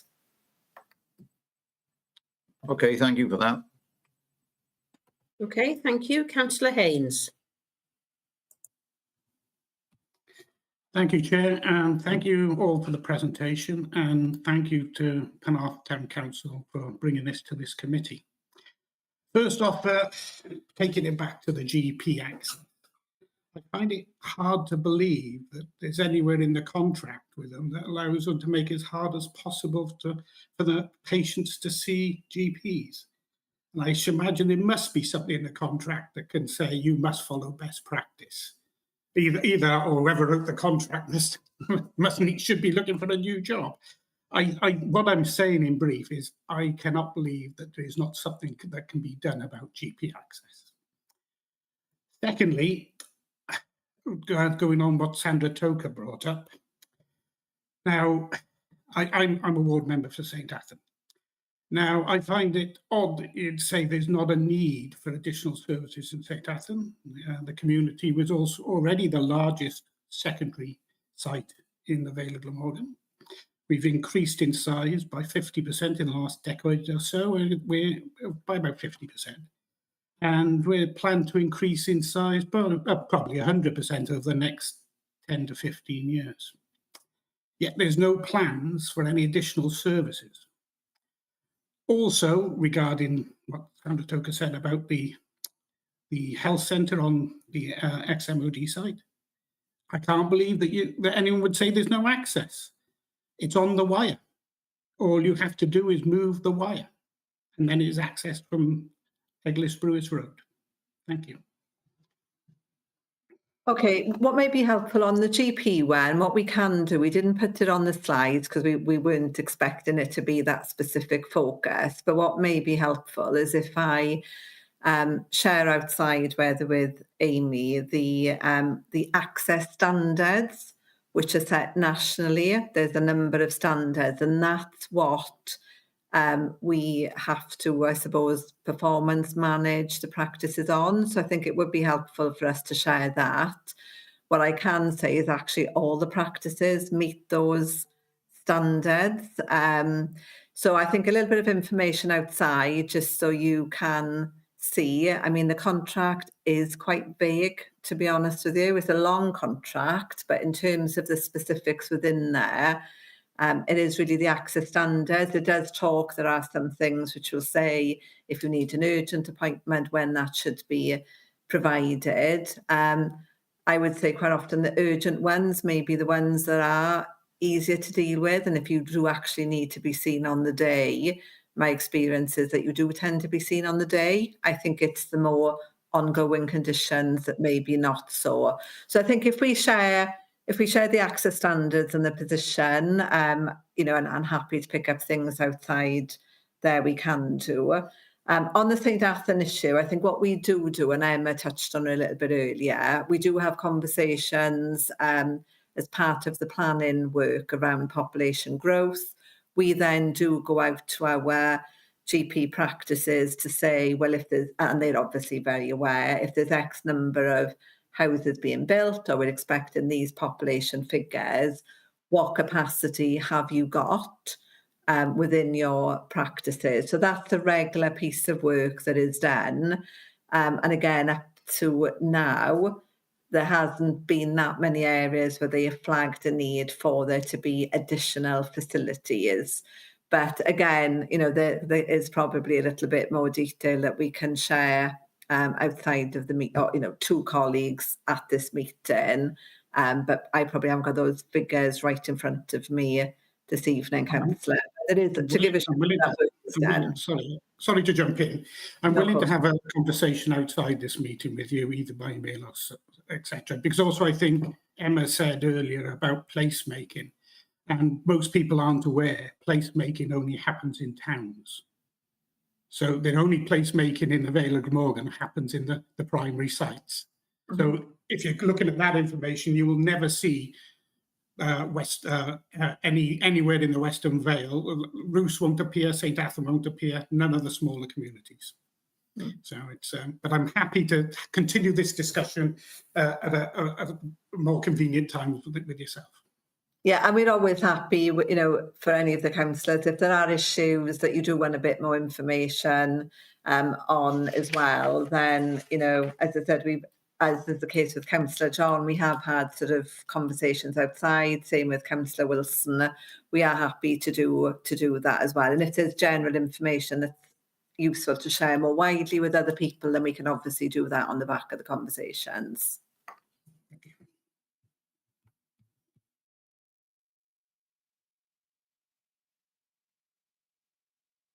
Are you able to come on, Chair? Sorry, Councillor Phillips, please. Yeah, just to one small point there. I'm quite interested when you said about looking into the logistics around transport, etc. Locally, we've got a transport liaison group team that we formed with our councillors, and we'd be more than happy to perhaps meet with some of you and have some discussions. That would be really helpful again, whether it will be us on the call or Vicky, others, we can work out between us who would be the best person to get in touch with you, but that's a really helpful offer. Thank you so much. That's great, thanks. Right, okay. Thank you very much for the presentation. Yeah, thank you for the offers to meet with various people. I think you're probably going to be inundated, to be honest, because there's a lot of strong feelings surrounding this, which I'm sure you're more than aware of. Okay, so I'd like to thank you very much for that. And if people have got questions, then obviously Amy has got everybody's contact details so that you can, councillors can get in touch if there are specific points that they want to bring up. That's right, so thank you. Don't feel you have to stay for the rest of the meeting. Go away and enjoy the rest of your evenings. And thank you again. Right, Amy. Thank you, everyone. Amy? Thank you, Chair. Yes, just to quickly summarise, there are obviously quite a few follow-up points there. So if the committee are minded, I would like to obviously summarise those in a recommendation for you this evening, and also share the email addresses for the University Health Board colleagues that were present this evening for any further correspondence. Would that be agreeable? I think that would be very useful. Thank you very much. Okay, thank you. And I think actually if you sent it to the specific councillors who are here, but also to their council clerks, because I expect there will be other people who want to bring up the same or slightly differing points. Okay, thank you very much, please. Excellent, thank you very much. So if we move on to item 7, please, which is the Democracy and Boundary Commission review. And I think, oh, right, we have Vicky Davidson who's going to present it to us. Thank you very much, Vicky. Take it away. Thank you, Chair. Thank you, Chair, members. This report, and I should say that I'm presenting this report on behalf of the returning officer, Rob Thomas, who's involved in a local community council by-election this evening. So this report provides an update on the Vale Glamorgan Council's preferred scheme for submission to the Democracy and Boundary Commission, Cymru, as part of the current review of the Vale's electoral arrangements. Members will note within the background part of the report, the Democracy and Boundary Commission Cymru, which was formerly known as the Local Democracy and Boundary Commission for Wales, has a statutory duty under the legislation 2013 Act to review the electoral arrangements of every principal council in Wales, and they have to do that at least once every 12 years. So in this case for the Vale, that process began formally, the review of the electoral arrangements process began formally on the 5th of June this year, and is due to conclude by March next year, 2026. The review follows the completion earlier this year, and this committee will probably remember this, and the making of the Vale Glamorgan Communities Order 2025, and what that order did was to update the community boundaries. So the current electoral review is something which is based on those new community areas as they will stand when the order takes effect. So in relation to the initial consultation and the context for that, Rob brought the Chief Executive brought a report to this committee, I believe in July of this year. And the committee was asked to consider the Commission's policy and practice documents and the initial observations which had been put forward by the Boundary Commission for Cymru. So those observations covered at that point in time potential adjustments in several wards, notably Llandow and St Bride's Major, Plymouth Ward and Cosmoston, and Wenfone, St Nicholas and Llancarvan to improve, or the aim was to improve electoral parity. So the Commission has since published its initial proposals. Those were received on the 2nd of October and is currently consulting on those proposals until the 12th of November. It specifically encouraged us as an authority to provide a consolidated evidence-based submission, and really that is what this report sets out. So briefly, in summary, the Commission's initial proposals are that the Commission proposes a number of minor changes, name changes, and that's intended to favour single Welsh language names where appropriate. So, for example, Cadog instead of Cadoc, Illtyd instead of Illtyd, U instead of Y, and a Rws for Rws. Secondly, it recommends combining the Cosmoston and Plymouth wards into 3-member wards to address population variances, and this essentially aligns closely with the Council's earlier suggestion. Thirdly, it proposes transferring the communities of Colwinston and Llangan from Llandow into St Bride's Major, with St Bride's Major becoming a 3-member ward. Fourthly, in the Cowbridge area, the Commission proposes creating a single-member ward of Penllyn and a 2-member ward of Cowbridge with Llanblethian, which again reflects the Council's earlier observations.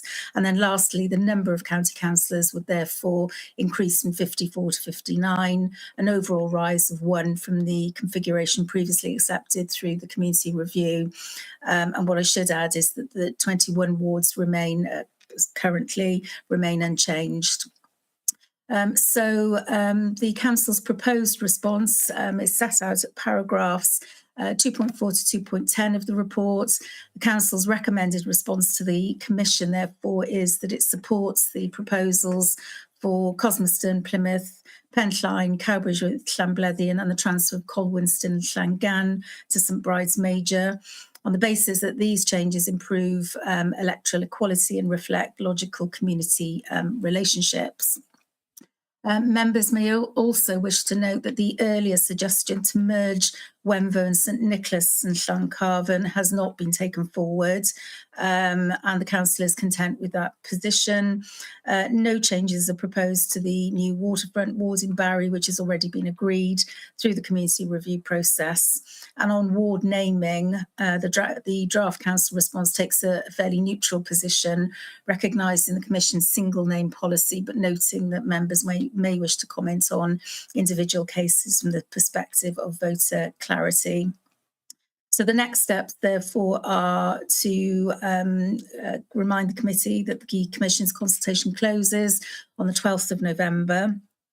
Following consideration this evening by this committee, the report and any comments will be referred to a special meeting of full council, which at this stage is likely to be on the 3rd of November for formal approval of the Vale of Glamorgan's submissions.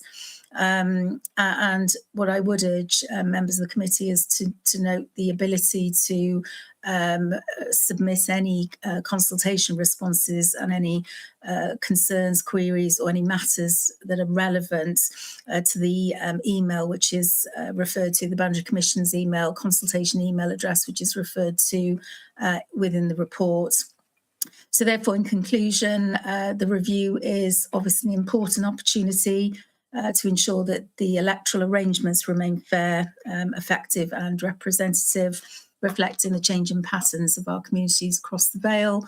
And the recommendations before you today ask that the committee consider and comment on the council's proposed response to the Commission's initial proposals and refer the reports and any comments of this committee to the special council meeting in November for final approval. So that concludes my introduction, Chair, and I'm happy to take any questions or hear members' comments on the proposals. Okay, thank you very much. Councillor Cave. Thank you, Chair. Thank you for the introduction of the report. I do have a number of questions and I've got lots of concerns here. So previously, I've been the elected member for the Landau ward for the last 7.5 years. So previously, 5 years ago, it was decided that the Landau ward was too large and Ueni and Corntown were removed and put into Wick. Now I'm being told that again the Landau ward is too large and that Cowinston and Clangarn, and interestingly Tros is not mentioned in this report at all. They will be removed from the Landau ward and they will also be put into Wick. So you can see before long the Landau ward looks like it's just been renamed and called Wick and added on to Wick. And I can't really see why that has happened. You speak about local community relationships and those being the most important driver for the changes that the Commission are asking for and the changes that you're asking for. But let me tell you, one of the strongest links in our community exists between the village of Landau, Lisworney and Cowinston. And that link is particularly strong, mainly because originally there were 2 schools, one in Landau and one in Cowinston, with children from Lisworney also attending those schools. And when those schools were closed and the new school was built in Cowinston, members of Landau Community Council were invited because they had lost their school. They were invited to be governors on the school in Cowinston. And that still exists today. So we have very strong links with Cowinston and Cowinston has very strong links with us. You know, our children go to Cowinston School mainly. And what you're now saying is that that link should be severed. So our community councils representatives won't have a say any longer in that school. I don't think that is really satisfactory, and I don't think it builds local community relations. In fact, I think it slices them in half. The other thing I would say is that I'm being told that one of the reasons the Landau ward needs to be sliced up yet again, and I'm not convinced by this argument, let me tell you, is that it's over. I represent too many people, and I am quite happy to continue representing too many people. I actually believe that it represents value for money. And I do believe that that's what this council, the Vale of Glamorgan, should be interested in most of all. Because I am not sure how the taxpayers in the Vale of Glamorgan are supposed to now fund 5 additional members, 5 additional councillors to the Vale. You know, who really believes that we have, as a community, more money to give to this council for elected members, when the elected member that already exists is saying they are quite happy, more than happy, to carry on giving value for money and representing a larger community. In fact, I'd really welcome Ueni and Corntown rejoining Landau and over-representing them and giving greater value for money. So my point is that we can't afford these extra councillors, and the councillors that are already here are quite happy carrying on representing a larger community than the figure that has been suggested by the Commission. Because I don't think that represents actually value for money, and that's what we should really be focusing on. The other thing I would say is the report that we have before us under item 1.3, is actually factually incorrect. And I'll read a section from here that I think is incorrect. It actually says that the current ward of Landau reaches from Roofin down to St Mary, from Roofin and St Mary Hill to the rural areas. Well, I'd argue they are rural areas in themselves. They're not rural areas, and that they exist. These rural areas exist to the north of Llantwit Major, in and around Clymais. Now, I think that is totally factually incorrect, because the Landau ward is not in and around Clymais. In actual fact, it's nowhere near Clymais. And sitting between Clymais and the industrial estate, and then the village of Landau itself, are other villages. So I think this is a gross inaccuracy in this report, and I would like it corrected, because I don't think it's a fair representation. It goes on to say that the remaining, so this will be page, well, it sits under, still under section 1.3, and unfortunately I can't see any page numbers on the document I'm looking at, but it goes on to say that the remaining bits of Landau, and there's not much left of it now because it's been sliced here and sliced there, the remaining bits are not big enough on their own now to be represented properly, and they have now got to be amalgamated with a much larger group, which again, to me, is nonsensical. And it says here that the group that is going to be amalgamated with is Lisworney, as it already exists, Clammenhangle, which already exists in the Landau ward, and Clymais. But actually, I believe that we've missed two off here. So St Hilary, I believe, is missing from this list because they have been, in the Commissioner's report, proposed to be part of this massive rural super community council that has never existed before and never been trialled, and Clanfer.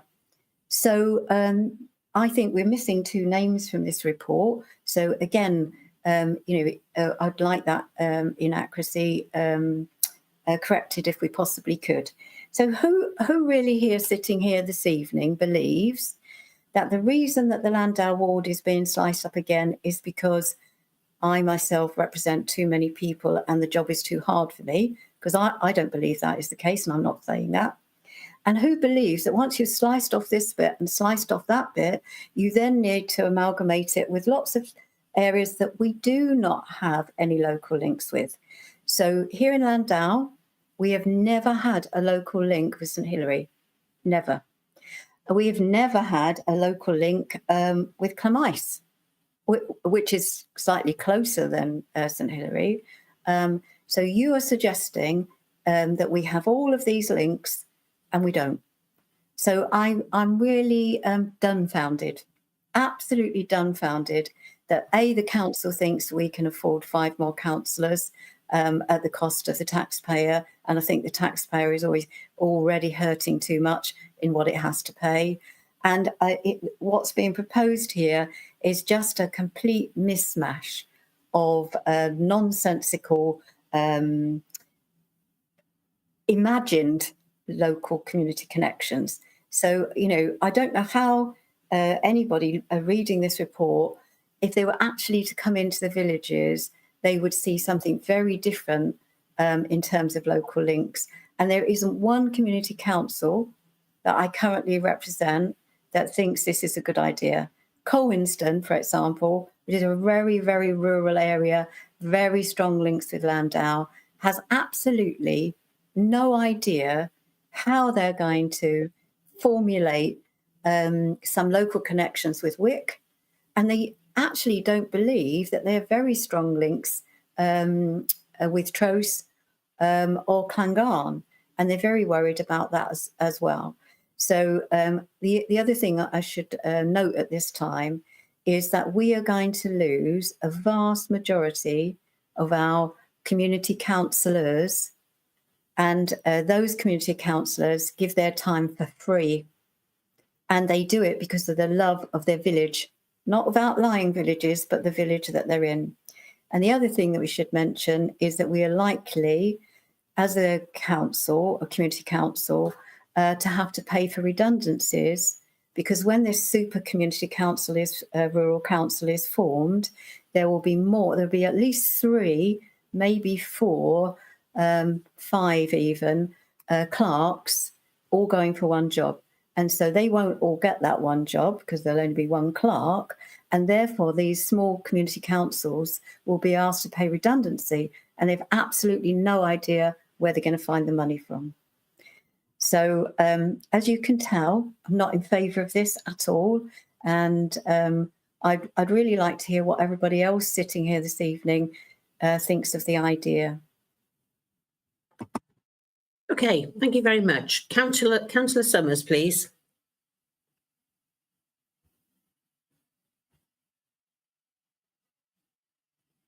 You're on mute. Sorry, Chair.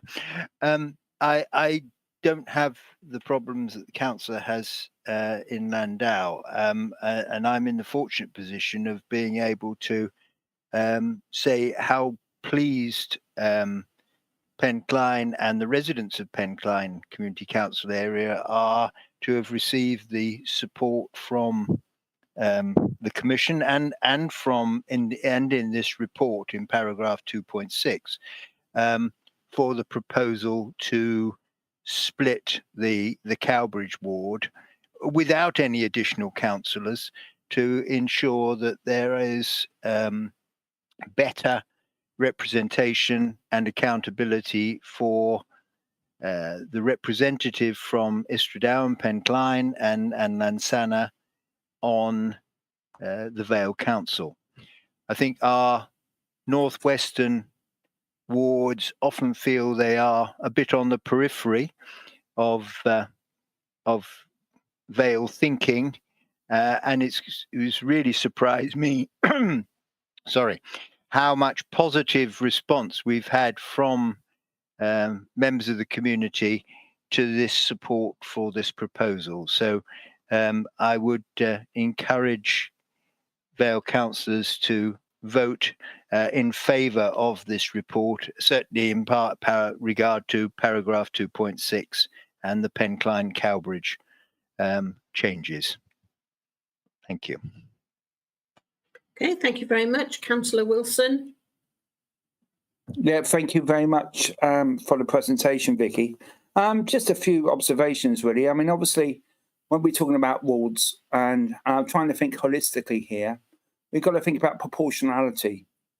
And I think that's how the Boundary Commission, or whatever it's called nowadays, thinks about it as well. So we've got to have an equality in terms of proportionality. And I think that's important. In terms of Councillor Caves' other point about finance, that's really a matter for the Welsh Government, I would have thought, and maybe UK Government, maybe Welsh Government probably, in terms of their terms of reference to the relevant organisation. And I think that's something that, you know, could be picked up at a later date. Not here. I don't think it's relevant to what we're looking at the moment.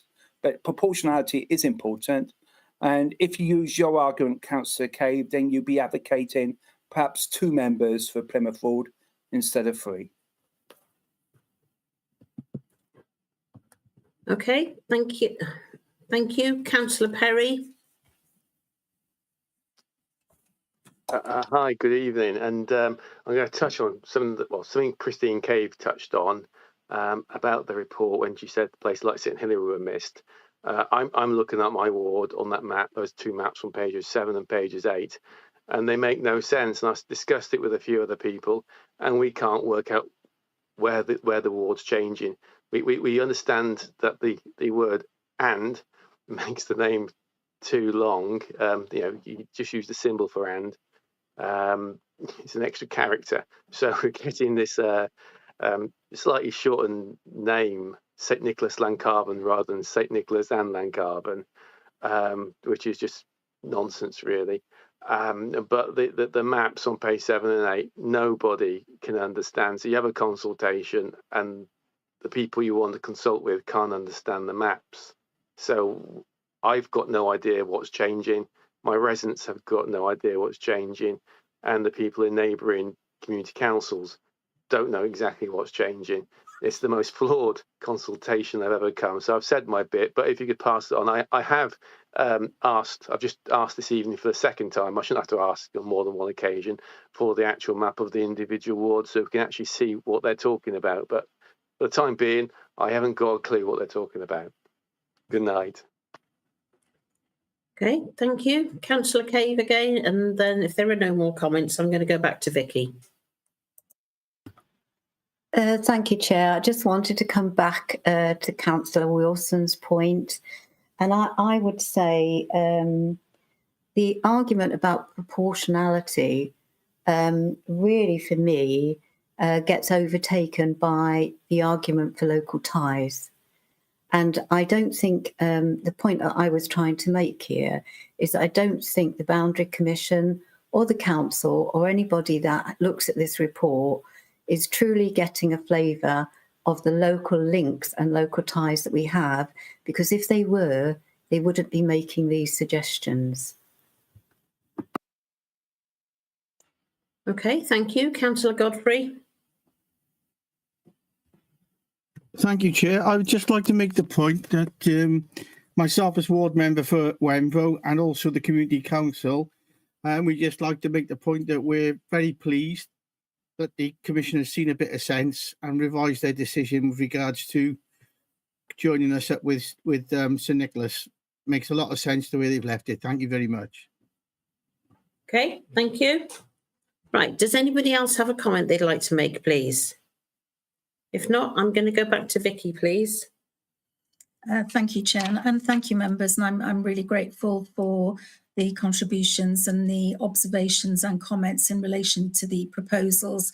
I'll deal with some of the points that have been raised, but what I would say is that obviously these proposals are being put forward by the Boundary Commission.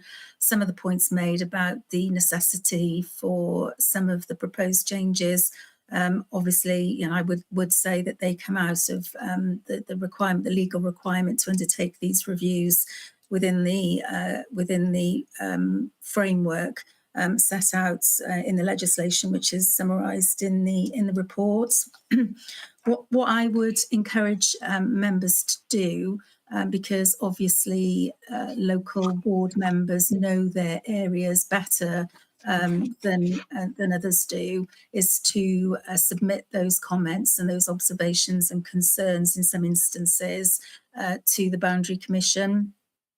In relation to, and I'm taking them not in any particular order, but in relation to Councillor Cave's points in respect of paragraph 1.3, and I think reference to I think it was Llandow and the local link with St Hilary and Llanmaes. I might have got Llandow wrong, but certainly the local link with St Hilary and Llanmaes. What I will do is I will refer that back to the Electoral Registration Officer, Returning Officer, to consider, because I think those points, or certainly that reference within the report, were points which came out of a previous report that came to this committee, and I think observations that that Rob made at that meeting. I'd need to check back to the minutes and the recording, but obviously I note the points that Councillor Cave makes, and I will refer those back, and we will follow up on that. In relation to the points made about redundancies and clerks, obviously applying for posts as proper officers in certain community councils where those changes are going to be made, if they are introduced as proposed. Obviously, those again are matters really for, I would suggest, for the Commission to consider, and I would urge members to submit those observations. In relation to Councillor Wilson and Councillor Summers's points, those are noted. I can't really comment on the cost, because obviously this is a legal requirement that this review is undertaken, and the proposals are said within the report to be reflective of the need for change in line with the framework within that legislation. But again, members, and some members will feel quite strongly about this, I would urge all members who are affected and do not agree or think that the proposals should be reconsidered to submit those observations to the Commission. In relation to Councillor Perry's point, I can say that the maps, the individual maps, are available on the Commission's website. But again, if there's uncertainty or a lack of clarity in relation to certain aspects of the proposals, again, I would ask that members, and including Councillor Perry, to submit those observations to the Commission. Obviously, I will say that the community area review has been concluded, and this review, the electoral review, arises as a result of that, and obviously that order has been made. So that, I don't want to labour that point, but that is the position. I think I've dealt with most things, but again, I would urge members to submit their comments to the Commission so that they can be considered. The consultation ends on the 12th of November, so all comments and representations need to be submitted by then. The report is going to full council as well early next month before the consultation ends, and there is every possibility that the Commission might reflect and can make further changes if they consider them appropriate, depending on the consultation responses, and if not, a rationale for why not. And obviously that will be reported through to this committee in due course when those final proposals are brought forward. Thank you. Okay, thank you very much. The report has got, right, Councillor Godfrey, is that a legacy hand or did you want to come in again, please? Thank you. Okay, there are two recommendations. If you'd like to look at them, they're on the very near the front of the report, that the Community Liaison Committee considers the report, which contains the Vale of Glamorgan Council's response to the Commissioner's initial proposals, as set out in paragraphs 2.4 to 2.10, and comments, and then that this report be referred to a special council meeting on the 3rd of November 25, along with any recommendations from this committee for consideration. Now, I think that people had made their points to Vicky, and she clearly noted them down because she was able to respond to all of them. So I think that she has got points that she can carry forward to that meeting if those councillors are not able to do so. So can we accept these recommendations, please? Councillor Haynes.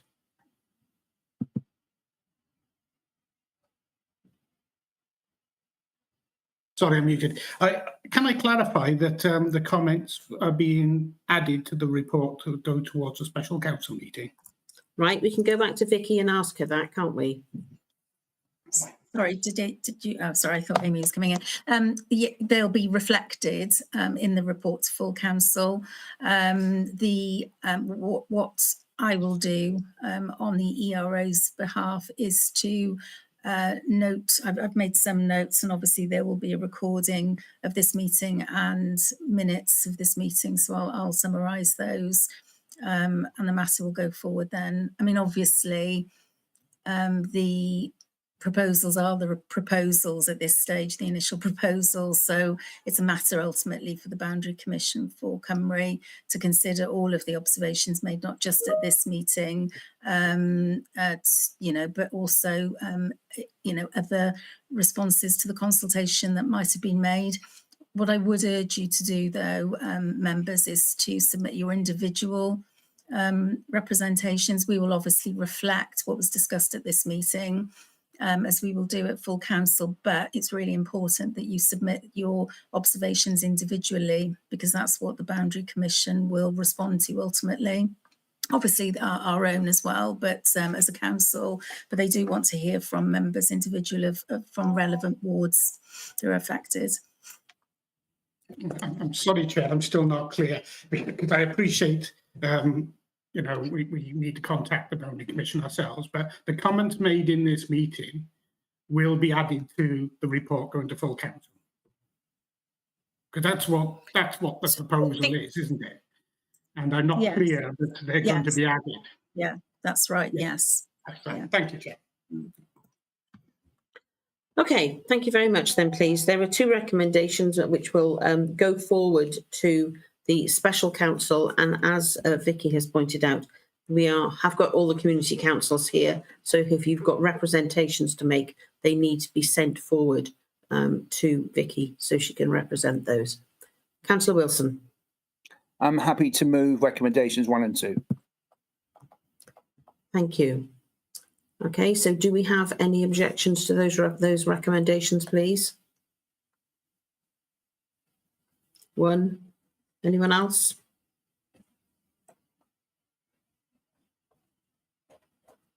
No, I'm seeing 1 objection. That could be noted then, please. Thank you. If you could move on to the last item then, please, which is the, where are we? The last item, sorry, I'm being distracted here. The nomination of the representative from community councils for the Public Services Board. Right, now, can I ask Amy whether we've actually had any nominations, please? Yes, Chair. So just to confirm, you do have Lloyd Fisher on the line with us at the moment, who is the officer who will be able to advise on any questions as necessary. Just to remind committee that the report was previously presented, and therefore the report will be familiar to the committee. The recommendations from the last meeting were to defer to this meeting to allow extra time for nominations. I can confirm that a nomination has been received. Councillor Summers would like to put themselves forward, obviously on behalf of Penarth Community Council. So I know that is a nomination, but I haven't had any further nominations submitted. Okay, thank you. So we've had the Councillor Summers nominated, and do we have a seconder for that nomination, please? Thank you. So Councillor Cave is seconding that. Do we have any other nominations, please?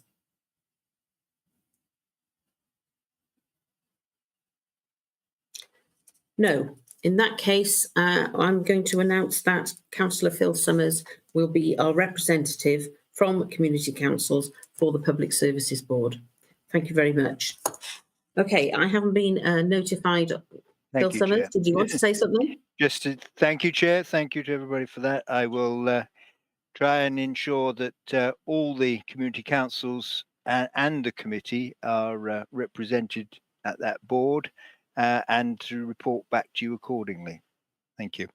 We'd be grateful for that. Thank you very much. Okay, I've not been notified of any other business, so I'm going to bring the meeting to a close. Thank you very much, everybody. Good night. Thank you, Chair.